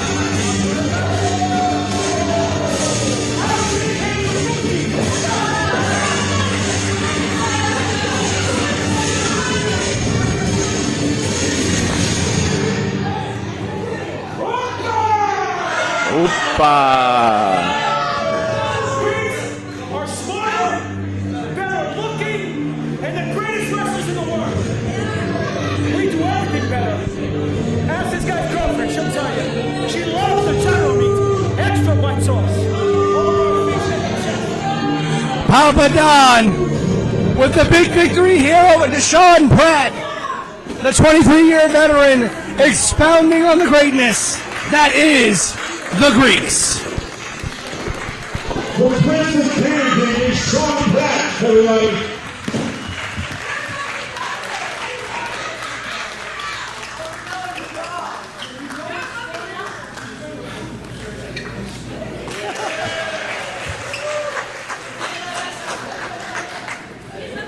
All right, Rich, see how we feel. What a great night. God, don't take Ruiz off to a good start, Mr. Ruiz.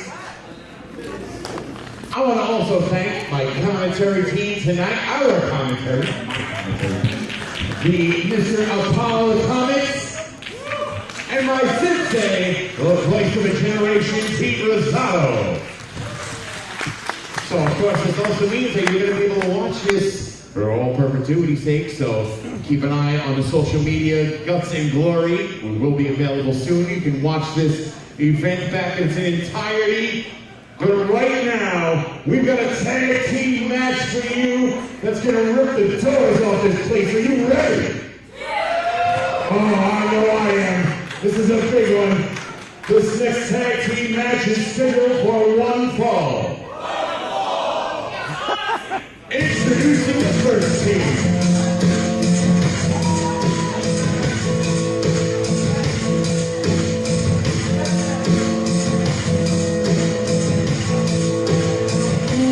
Quick when the mortgage clears, all our fears will disappear.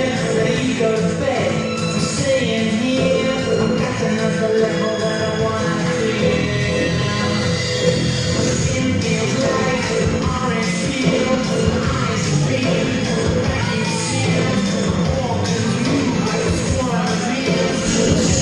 Tag team match coming up. Coming out.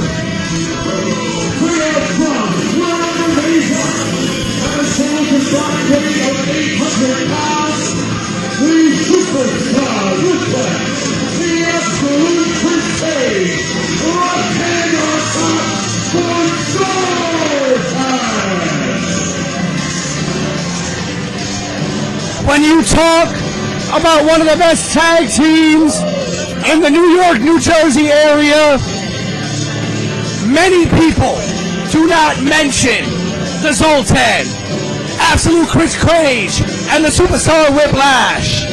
But these two men have for a long time been one of the most underrated, understated, and under-talked about tag teams. They are the Zoltan. They have known each other for upwards of 23 years. They have teamed together for 11 plus years. We have seen a lot of great veterans tonight. None greater than these gentlemen. Coming out their theme song, their entrance song. Sales by the Servant, a particular favorite of mine, I gotta say.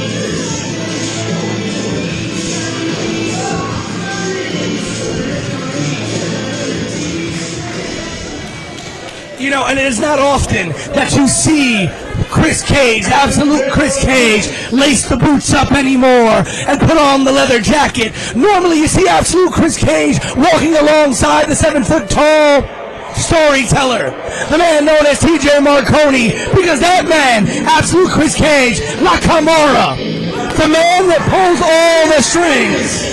It is more demonstration of amazing knowledge. The depth of knowledge, the knowledge you have is amazing.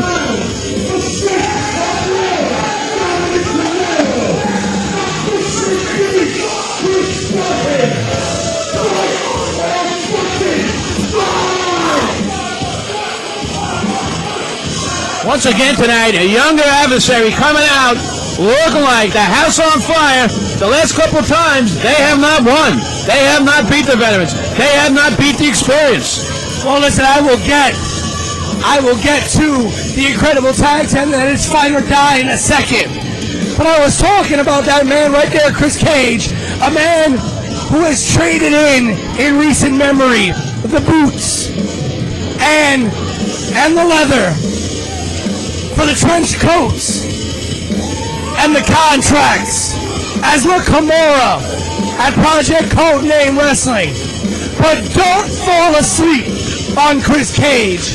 This is a man who, when he gets in that ring, is all business. And tonight, Absolute Chris Cage is going to have to tap into something that he hasn't had to tap into for a long time. When he sets in that ring with Fight or Die, the Bushwick Beast, Chris Barton, Machine Gun Money, Dominic De Niro, these two boys right here are hungry beyond belief, and they will fight for everything that they can get, or they will die in that ring. Showing respect to the veterans that are the Zoltan. Rare handshake. First handshake we've seen tonight, I believe.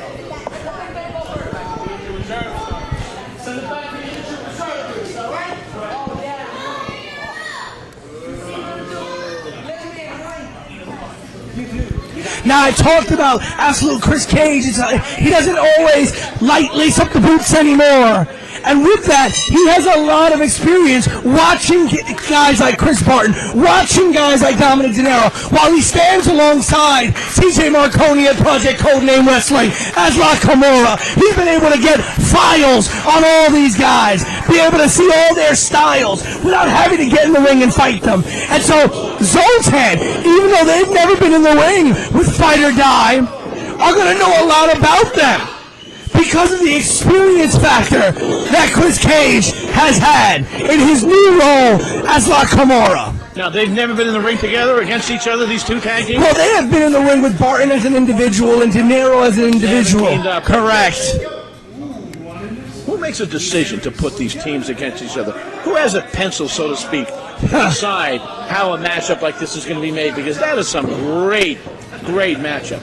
Well, when you look at a young, hungry tag team like Fight or Die, you think of what the Zoltan was at one point. A young and hungry tag team.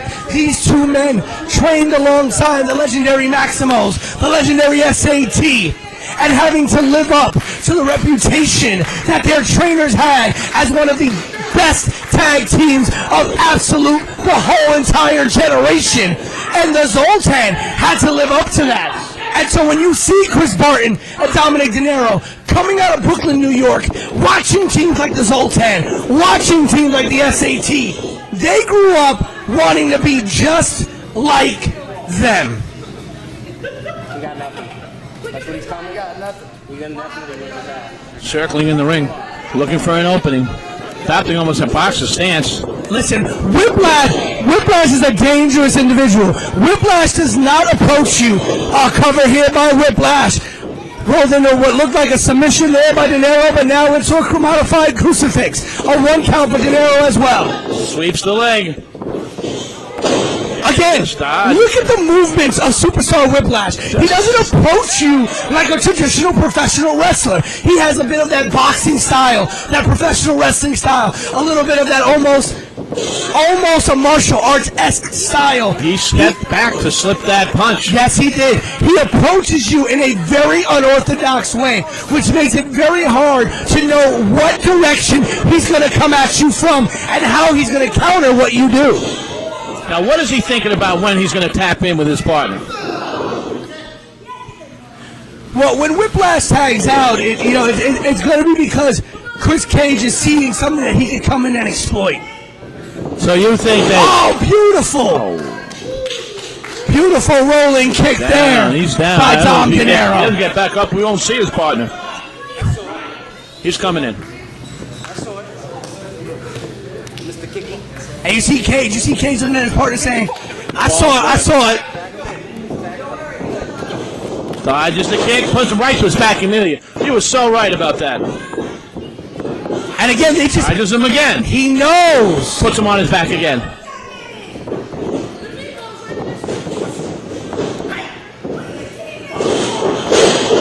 Big suplex, very fast. Oh, swivels the hips here.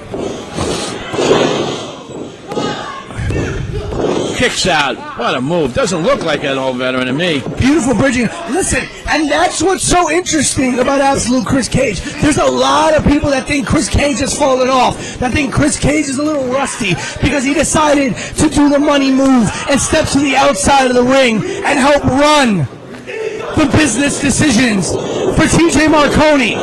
Crisscrossing across but the he ring, has not up. missed a beat. It's like riding a bike for Chris Cage. He knows exactly what to do, how to do it, and he does it better than 99% of the competitors that he's in that ring with. He is not even breathing hard. You are so right.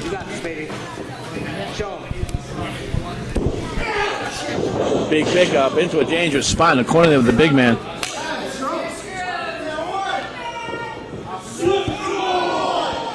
And again, Machine Gun Money tagging out to Chris Barton, the powerhouse that is Barton back in the ring, the Bushwick Beast. He is indeed. He is a big man. He's one of the biggest men, if not the biggest man we've seen tonight. And he has not even hit his prime yet. This is a kid who is barely 23 years old. Is that true? That's hard to believe. He wasn't even born when some of these wrestlers started we've seen tonight. That's right. Uh-oh. Like putting a baby to bed.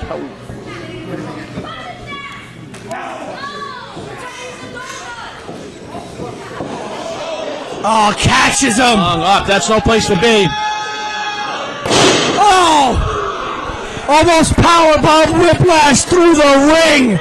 That could dislocate some vertebrae.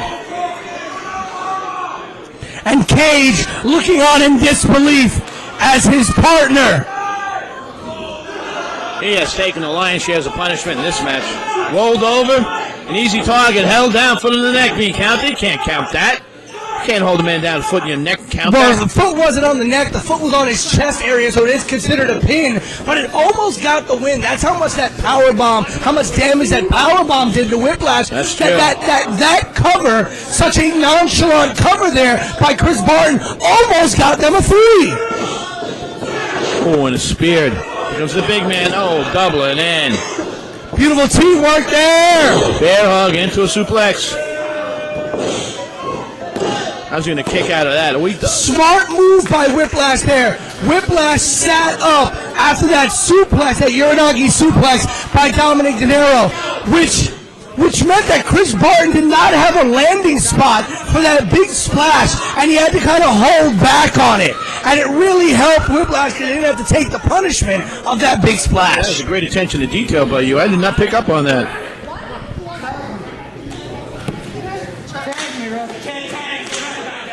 But as you said earlier, Whiplash has taken the vast brunt of the punishment here in this match. He really needs to tag out. He looks like he's reaching for his adversary. You may not know where he is right now. Anything to get away from that beast. Oh, He could have tagged out then, but instead he tried to get his revenge.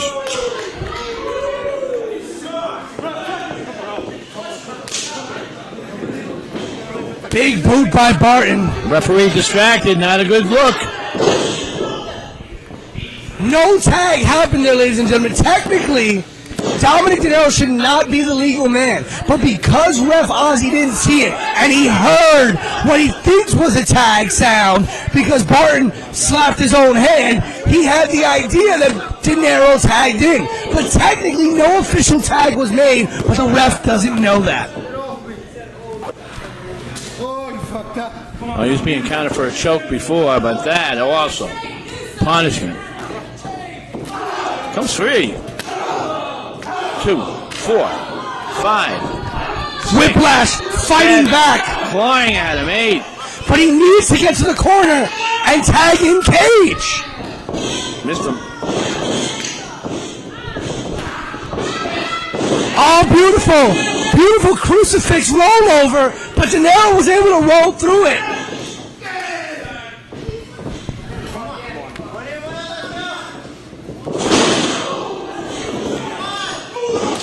Beautiful neck breaker to the side of the knee, covered by Barton.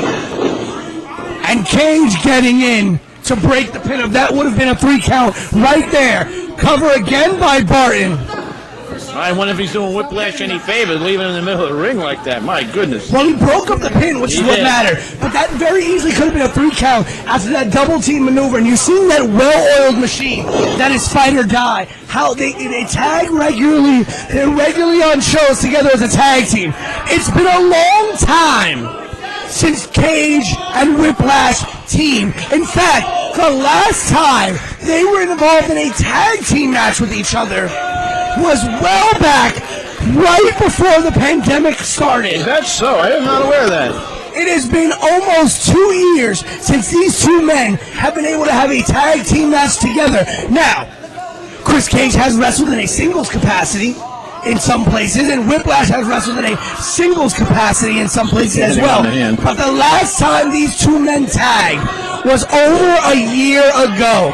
And you see the difference between two men who tag on a regular and two men who haven't had the ability to tag with each other in over a year. That's an excellent point. I think Whiplash has only tagged his partner once or twice at most. He's only been in the ring once or twice, and one time just to come in and break up a fall. In the corner now, tied up. Both look pretty tired. Turning that arm, trying to get a grip on it. Flinging him across the ring. Here we go, into the corner. Steps away. We saw a lot more of that before off that second rope. Been a big factor tonight. And again, that unorthodox style of Whiplash. But he needs to make a tag to Chris Cage. When are we going to see that?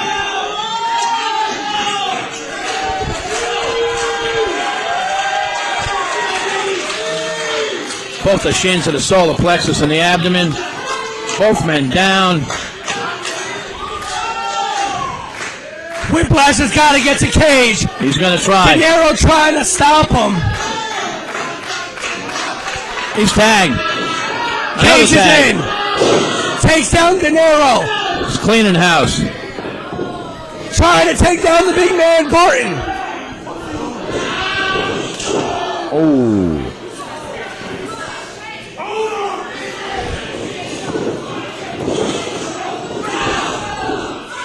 Couldn't get the big man up, but they tried. Coming him up. Oh, big dump. He's not used to being handled like that big man. It is very rare that you see anybody manhandle Chris Barton like that. And it took 2 attempts by the Zoltan to get Barton up and over.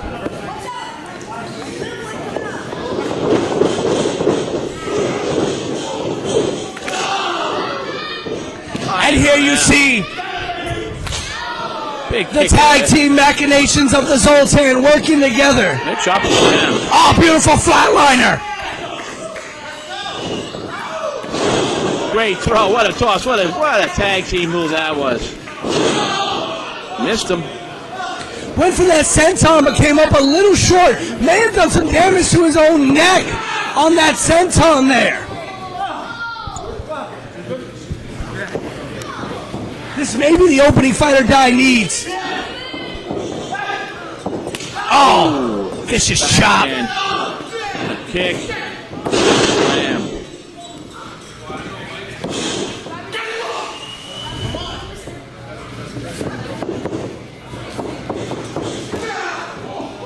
Calling.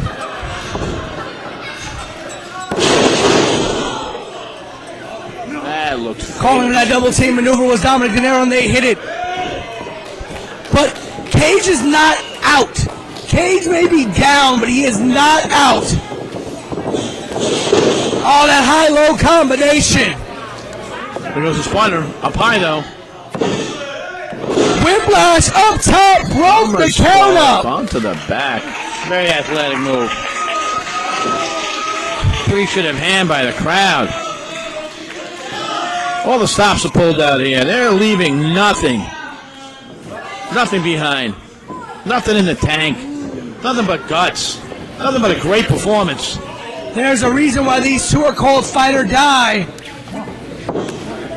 But it also speaks to the testament of the Zoltan, how good they are as a team, how their veteran instincts to be able to continue fighting after all the punishment they've taken at the hands of fight or die. You know, usually in a match, especially a man like yourself, you can get a feeling of which way it's going. I can't tell who's going to come out at the top of this match. Neither can I. Huge stunner-like maneuver by Whiplash there. And De Niro hung up on the ropes. Look at that. Is out of this match for all intents and purposes. Missed the clothesline. Another stunner there. What a ride. He puts that big spine buster. Busts the ring.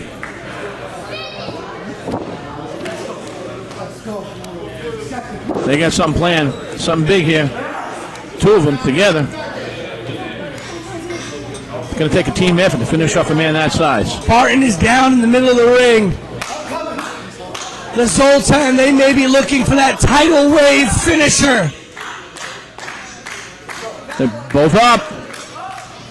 Oh! That's what it is. The tidal wave. Cover on Barton. 2, 3. What a match. What a match. Tell us about that tidal wave. That tidal wave tag team finish off the top rope. That leg drop splash.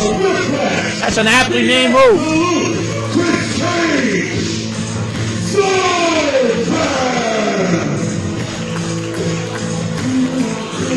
We've seen wrestlers win with stamina. We've seen wrestlers win with talent. We've seen wrestlers win with strength.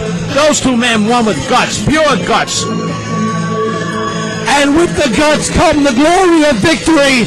But as you said, on tonight's aptly named Guts and Glory, the Zoltan come out with a gutsy, hard-fought victory.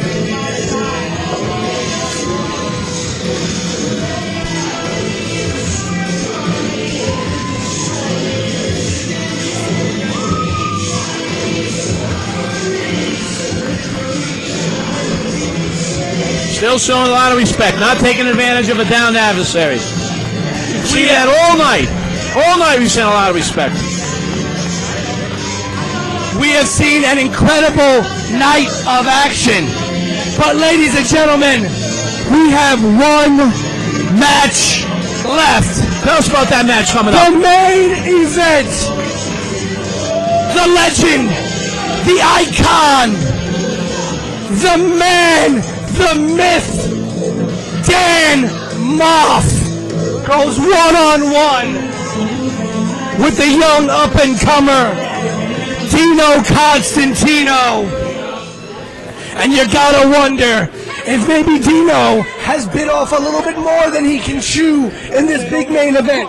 It takes a lot to go into any match, but it takes a lot to go in a match against Dan Moff. But you're in the main event in Jersey, Moff's hometown, the place where Moff built his bones, and you're in the main event. And you're coming out there for a lot of great wrestling to a capacity crowd. You couldn't be more right. What do you expect from Moff? Listen, I expect out of Dan Moff what we always get. Destruction, heavy hitting, hard hitting. He is going to leave utter destruction in his wake. 6 months ago, I stood in this building and watched Dan Moff go to war against a man by the name of O'Shea Edwards, the man called the Big Bad Kaiju. And it took 3 burning hammers. It took Dan Moff absorbing a shot by a door. And Dan Moff still came away with the victory. Tonight, Dino Constantino has one hell of a test in front of him for the main event of Guts and Glory. Here comes the introduction. Let's see what our friend has to say. Come over and see Sadie Suicide came all the way from Palm Beach tonight to entertain you. Left her blood, sweat. I can see you crying, so we'll stop the blood, sweat. Let's do it. But also, I want to thank all of you, because there is no video library, there is no history, there is no deep provenance. You came here tonight because you trusted in the promotion and you wanted to see some professional wrestling in Richfield Park. And we thank you for believing in Guts and Glory tonight, our very first show. Thank you for being with us.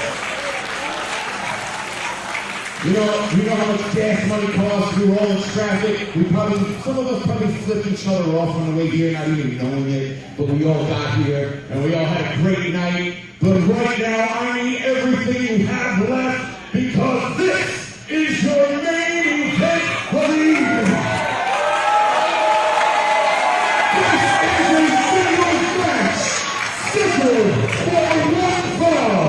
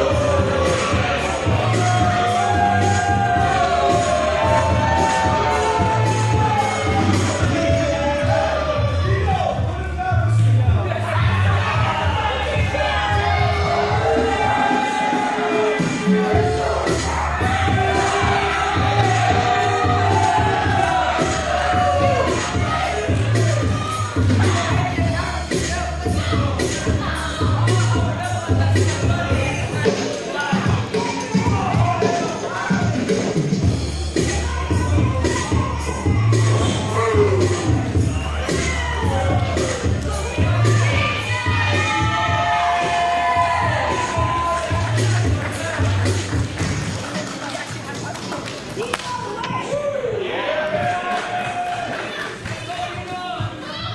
guess it was the Greek section.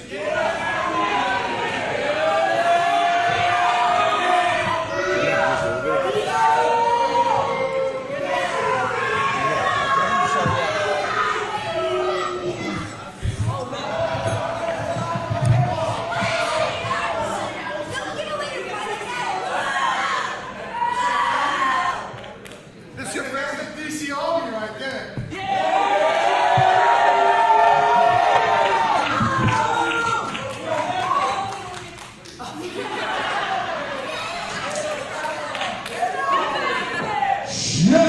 Welcome to the main event of the first ever Guts and Glory.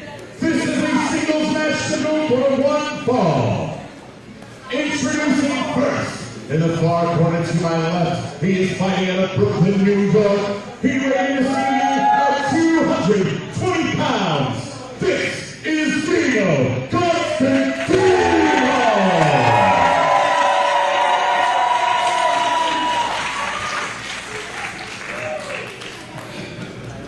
And his opponent, he is nearly 900 consecutive days as historic Northeast Wrestling Heavyweight Champion. He is a Ring of Honor original, fighting out of Bayonne, but representing all of fucking New Jersey. He is weighing tonight at 310 pounds. This man needs no introduction in the civilized world. He's the independent icon and king of the fucking North. This is Dave fucking Brown.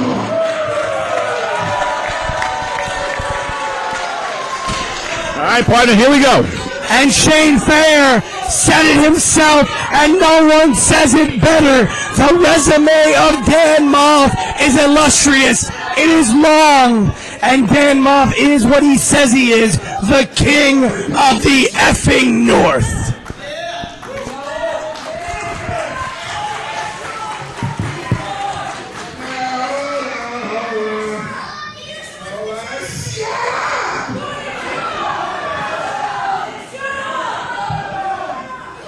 If you let me speak for a second, typical New Yorkers, you don't want to sit down and shut your mouth.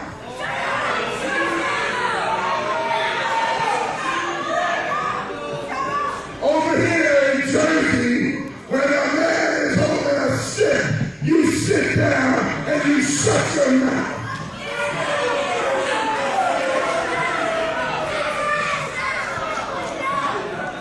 Now, listen. Never mind if in the end the ball's to my right leg. I actually like it, you know. I actually like it. Today's the first day you debut your brand new Dino Constantino image. And I wish you nothing but the best.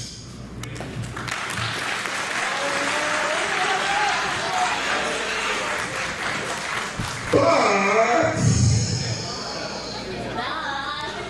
before we get down to all of the other BS that we're going to do tonight, I think it'll be fair, since I do consider you a friend, you know, we wish you a happy birthday. Because today is Dino's birthday.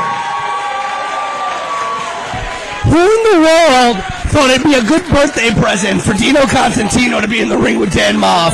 Well, no, it's not lucky around here tonight to be the birthday boy. No, not at all. How do you say happy birthday in Greek?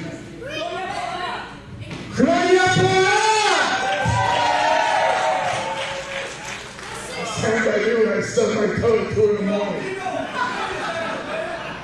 Shut his ass up. Okay, so ready? Listen, in all the good faith, you know. No, he's gonna. Don't do it. Stop. You know, people don't know this, but me and this man are good friends. No, you're not.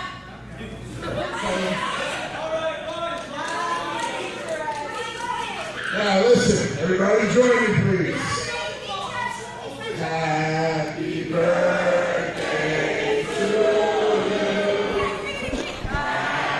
you. You don't think what we saw happen before is going to happen again, do you? I don't know whether to join in singing or be scared. I have never seen Dan Moff sing someone happy birthday. I wouldn't turn my back on him. Oh! Happy birthday indeed. See? That's what I'm talking about. One thing I learned tonight, when you're in New Jersey, if somebody wishes you a happy birthday, watch your back. When Dan Moff wishes you a happy birthday, you need to run. Dan Moff is a scary individual.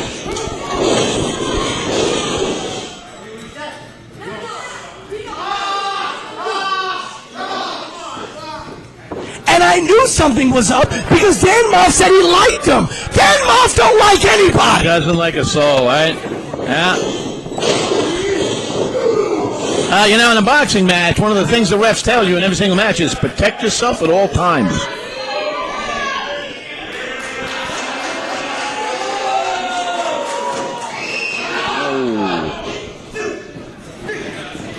Listen, there's an old saying. What's that, brother? You only turn your back on two types of people. Who's that? People you trust, Okay. or people you are not scared of. Good point. And I'm sorry, I don't trust Dan Moff, and I don't know if there's any reason to not be scared of Dan Moff. He is an imposing figure. He would be a man to be afraid of. Okay. He might be afraid of no man and most animals, but he is a man to be afraid You know how of. there's people out here that say, oh, I wouldn't want to run into that man in a dark alley. I wouldn't want to run into him in Times Square at 2 o'clock in the afternoon. Well said. Let alone a dark alley. Well said, partner. Well said. Well, this is going to be a short match if this young man does not start doing something.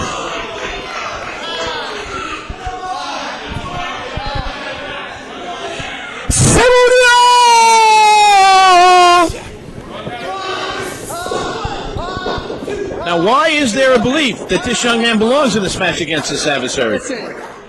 Again, I don't know who thought it would be a good birthday present to give Dino this match.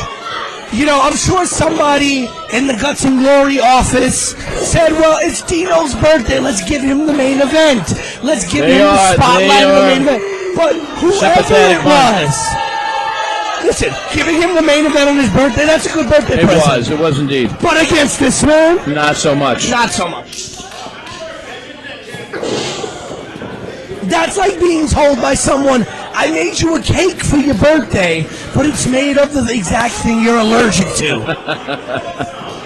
It's like, thanks, but cake. No thanks? Yeah. Listen, Dan Moff has been in the ring against a who's who of professional wrestling. He has been in there with men that have been on television, men who have signed contracts, men who are Hall of Famers. He's obviously the strongest man we've seen tonight. And how long has he been wrestling? Dan Moff is a 20-year plus wrestler. Has been in that ring for at least 20 years. Was, as Shane Fair said during his introduction, a true Ring of Honor original. When Ring of Honor first formed, Dan Moff was part of the original Ring of Honor. Wow. After leaving Ring of Honor, Dan Moff became known as one half of the Hit Squad, one of the most legendary tag teams in all of professional wrestling. A long time his partner Monster Mac. So you had Monster Mac, who's as big as Dan Moff, and Dan Moff, and those two men would go to the ring, and people would be shaking in their boots. That's understandable. He is a beast. The Hit Squad, for over a decade, was one of the most dangerous and illustrious tag teams in all of professional wrestling. And by the way, Dan Moff was still wrestling as a singles competitor as well. Yeah, I can see that. And as Shane Fair said, he has been the reigning and defending Northeast Wrestling Champion for over 700 days. That's incredible. We still have seen no offense from Dino here. The best option for Dino is run. Go home. There's the exit sign. Put some ice on your chest and say, you know what? It was a good run. I'm done. Let's see. Let's hope we can get something going here. I'll say one thing about this new organization, Guts and Glory. They have put a great card together tonight for us. That they have cover here by Ma. Don't kick out, kid. What are you doing? Don't you want to see another birthday? Exactly. Listen, take the 3 count, go home. Oh, all right? my goodness. Sometimes it's better to lose, but stay alive. He has his pride, and his whole family's here, evidently.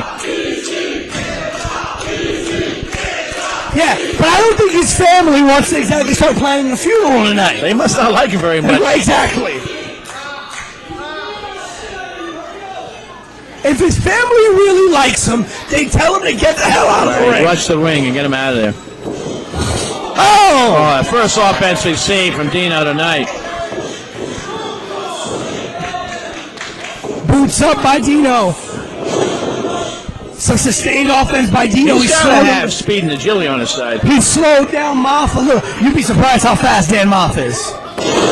Wouldn't have to be too fast to Dan sidestep Moff that. saw that crossbody coming and just walked away. A veteran move. Look, even Dan Moff saying, kid, what are you doing? What are you doing, kid? That hurt. I felt that. I felt that up here. Don't say that. You don't want to feel that. Trust me. You don't want to feel that.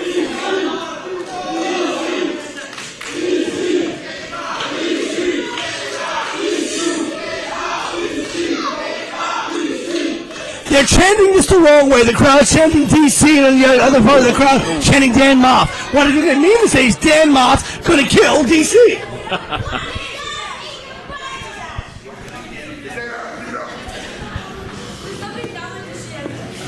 Well, since we might be writing Dino Constantino's obituary tonight, let's give us a little information here. Dino Constantino trained by Bubba Ray Dudley of the legendary Team 3D of the Dudley Boys. Trained by Bubba Ray Dudley. So he's been in the hands of one of the greatest wrestlers of all time. Well, he's got to bring something out because we're not seeing it tonight yet. Is he Greek, by the way, Dean Constantino? Is that a Greek I think name? he is, Dino Constantino. Well, maybe he can throw an uppercut here if he gets a chance. I mean, if he gets a chance, being the key point.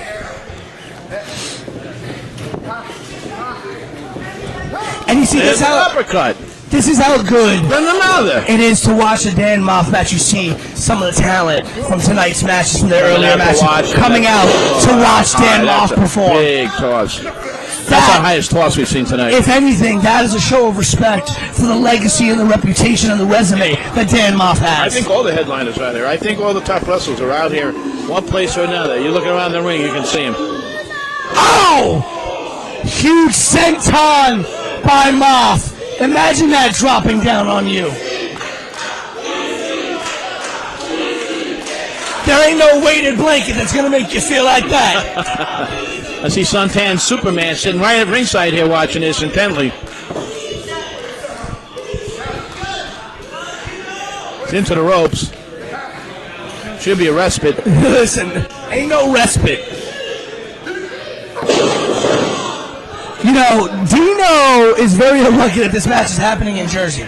You know, in New York City, you have to have an ambulance and a doctor That's true. in the building when you have a wrestling event. That's in true. New Jersey, you don't have to. You just... Right now, an ambulance and a doctor would be very good for Dino Constantino. Right. Best he's going to get is our friend Jim here at the concession stand. Right. I think he has some ice. I think he has ice over there. Listen, if Dino didn't drink before this match, he's definitely going to need a nice cold beer after it. $3 a pint here at the Knights of Columbus, E.G. Albuquerque.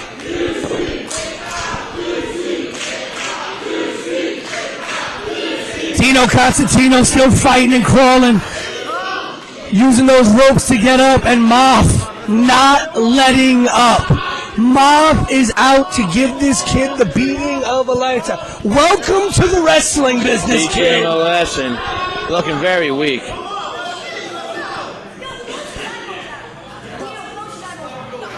Welcome to the business, kid.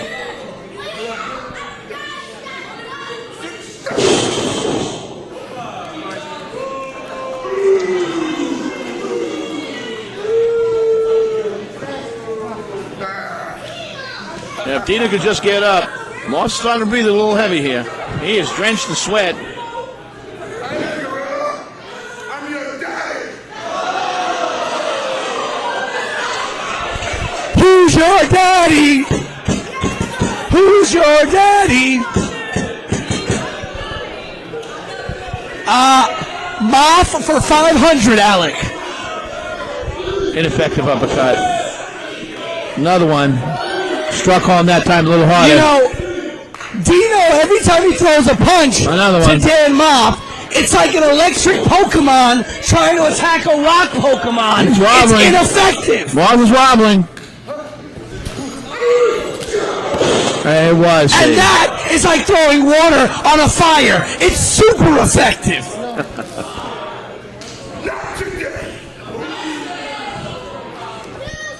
Dino Constantino is going to be feeling the after effects of this match for a very, very long time. Yeah. All right, if he survives it.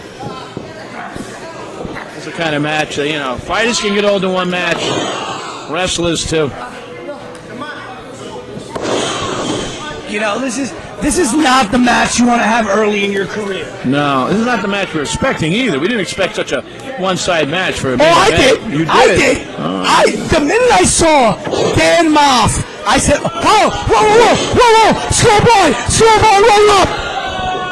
That was a close one. Almost got a 3. Oh, what a clothesline. Moth was shocked. Every time Dino shows a little bit of offense, he's slapped right down. I don't know much longer he can keep this up. It's like Moss is playing with him right now.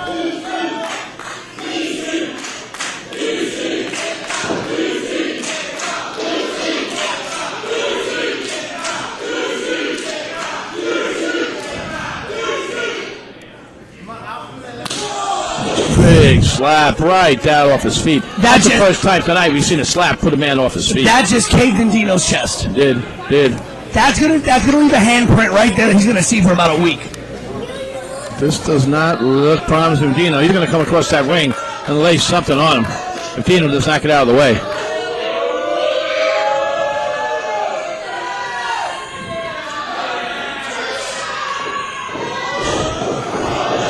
Vintage Up on Dan him. Moth, the cannonball in the corner. Night, sleep tight, Dino Constantino. Out of the ring, taunting the fans. And out among Dino's family. That's their own fault. They've really been discourteous, don't you think?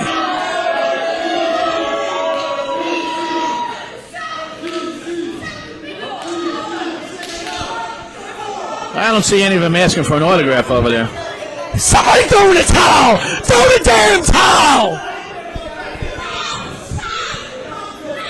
Does anybody in Dino's family have a towel? Throw the towel in. Save the kid. If you really love him, He just save the leans on kid him from and this knocks him beating that down he's there. taking at the hands of Dan Moth.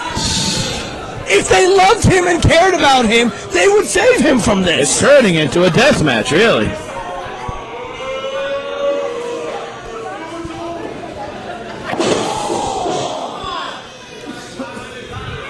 And that size 12 of Dan Moth into the stomach and sternum of Dino Constantino. That could have broken a rib or two. They could have broken a rig or two. The extra weight of his feet tucked in that boot, spurring him on. There are men in this business that still to this day, after 10, 15, 20 years of them wrestling, still talk about, oh my God, that match I had with Dan Moth. And it puts a look of fear on their face. It makes them shiver, even though that match was 10, 15 years ago. Dino Constantino is having one of his first big matches of his early career against Dan Moth. Now, best he can hope right now is to be around. There Talk are about this match. veterans that quake in their boots when you say, hey man, tonight you're going to wrestle Dan Moth. Nobody likes that proposition. No. Nobody likes that there prospect. Are veterans who have been in this business for over 10 years. It's like, hey, can I wrestle somebody else, please? Exactly. Tell the man with the pencil, I'm not up for that. Right.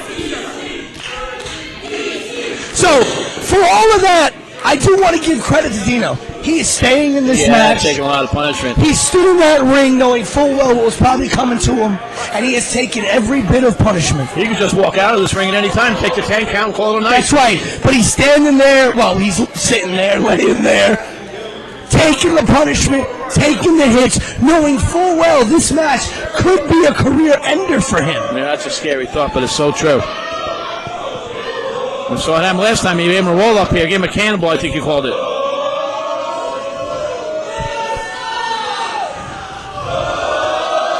Call for the crowd. Once again, out of the way. Once again to the well, and no go for Dan Moff. Dino Constantino got out of the way of that cannonball. This might be it. Come on, kid. Give it everything you got. Shot. Again. Oh, flying drop kick. Big drop That's kick. old school. Come on, kid. Give it all you got. Fight back. Hopping over for Constantino. Big shot from the outside. Quicker with that elbow. Up on the top rope. Oh, big splash. Get it, kid. Get it. Oh, kicked out again. How many times have we seen that tonight? So close for Dino Constantino. Well, let's see if we can keep it going. That's all the offense we've seen in him tonight. Come on, kid. Make your name. Oh. I tried. Big slam. You did. I tried. That's it. Kicks out. Whoa. Why can't Moss finish him? What's this kid got in the tank? And he's still in this match. Listen, I think we just saw what he had left in the tank. And he gave it his best shot. He got about 2.5 on Moff. But Moff still kicked out. He did. I'm impressed he's still in there, though. Somebody must have seen something in this kid. Moff calling for the legendary finishing maneuver, that burning hammer. He has put down everyone with this maneuver. Every single opponent he never had in the ring, he has put down with this burning hammer. Starting off like a backbreaker. Dino's landing on his feet.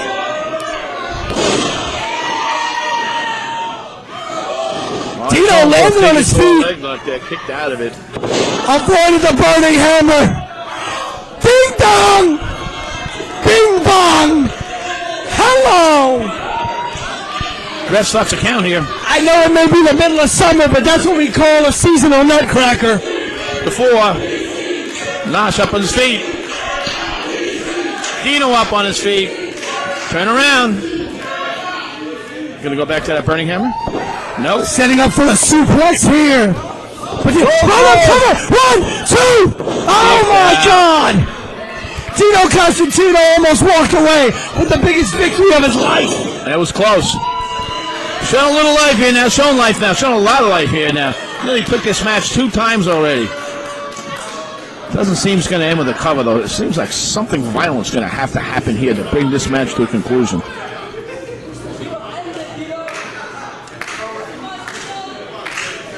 Dino Constantino still in this match, still fighting. Oh, another senton by Moff. This time across the back of Dino Constantino. And a second senton. Covered by Moff. Rolling back into it. And oh my God! Oh my God! Rolled them through. What an upset. What an upset. And the crowd goes wild.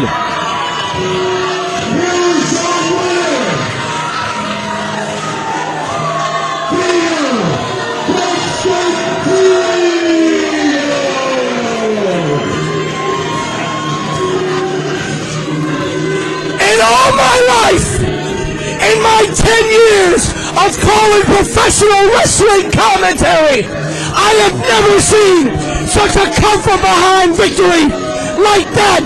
Damn it, kid, you've just etched your name in the history books. Dino Constantino with the biggest victory of his life. To quote the legendary Al Michaels, do you believe in miracles? Because tonight in Ridgefield Park, we just saw one. There's nothing I can add to that. There's nothing I can add to that. Well said.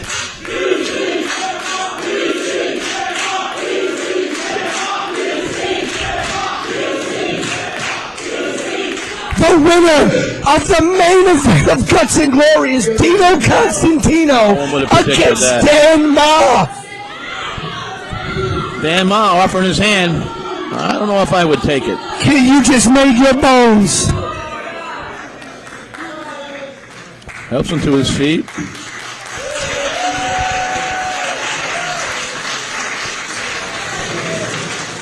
Listen.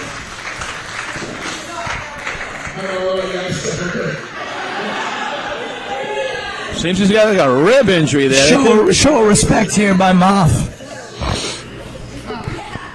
Today, my job was for you people to hate me. Yeah, and it was. Shut up! I'm working on promo.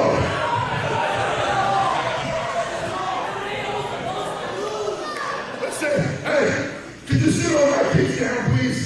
You don't have to talk. No. Shut up.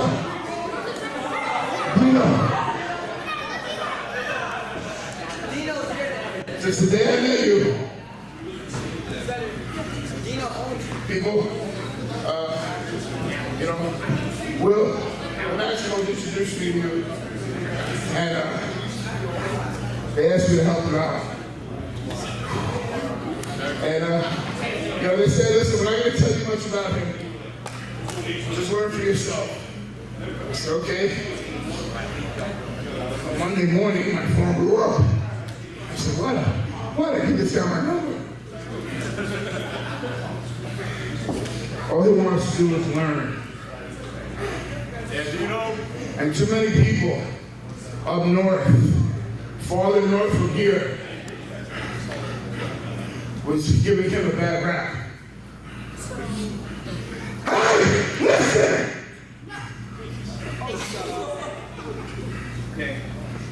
They was giving this man a bad rap. And there's too much of that shit going on in this business right now. Too many people giving this kid a bad rap because they don't know him. Because they say, oh, he's from freaking New York. He's got an act up attitude. He's unteachable. He's a hard-headed. And his attitude sucks. No, maybe you people haven't gotten a chance to get to know this fucking kid.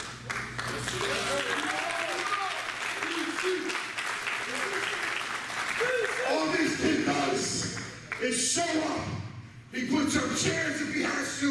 He puts up the ring if he has to. He doesn't say a goddamn thing back. He keeps his mouth shut. He keeps his ears open. And he's nothing but a sponge, taking in as much information as he can. And he's got no problem every day telling me that he's the future box office attraction. Uh-oh. You got that all right, man. You got that all right, bro. The future mega star of this business. He really says some shit to me every day, Barney. I'm not kidding. Every fucking day. But listen, all BS aside, man, we had a job to do tonight. I hope we did it. I hope I did my job to my satisfaction to you.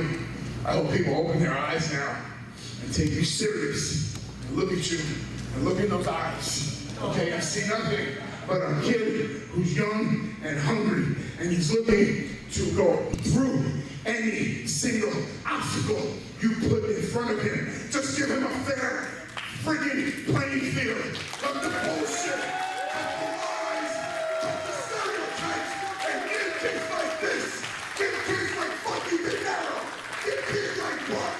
Give kids like, yeah, even you. Give these people that run this rock at this business, put the bullshit aside. Because that's why I'm here. But I'm okay with that. Because you know what? That's my path. Jimmy, I guess that's our path.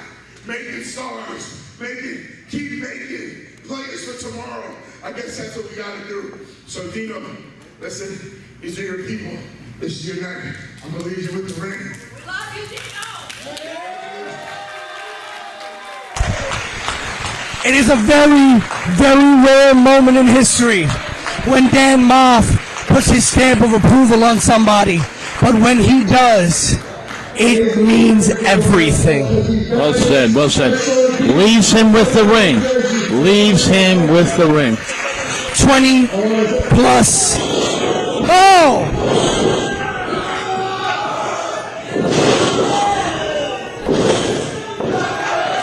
The Dynamax.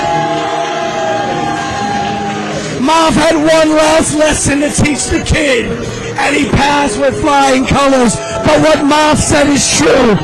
The talent you saw here, all the young talent you saw here today, Omega Brothers, prolific.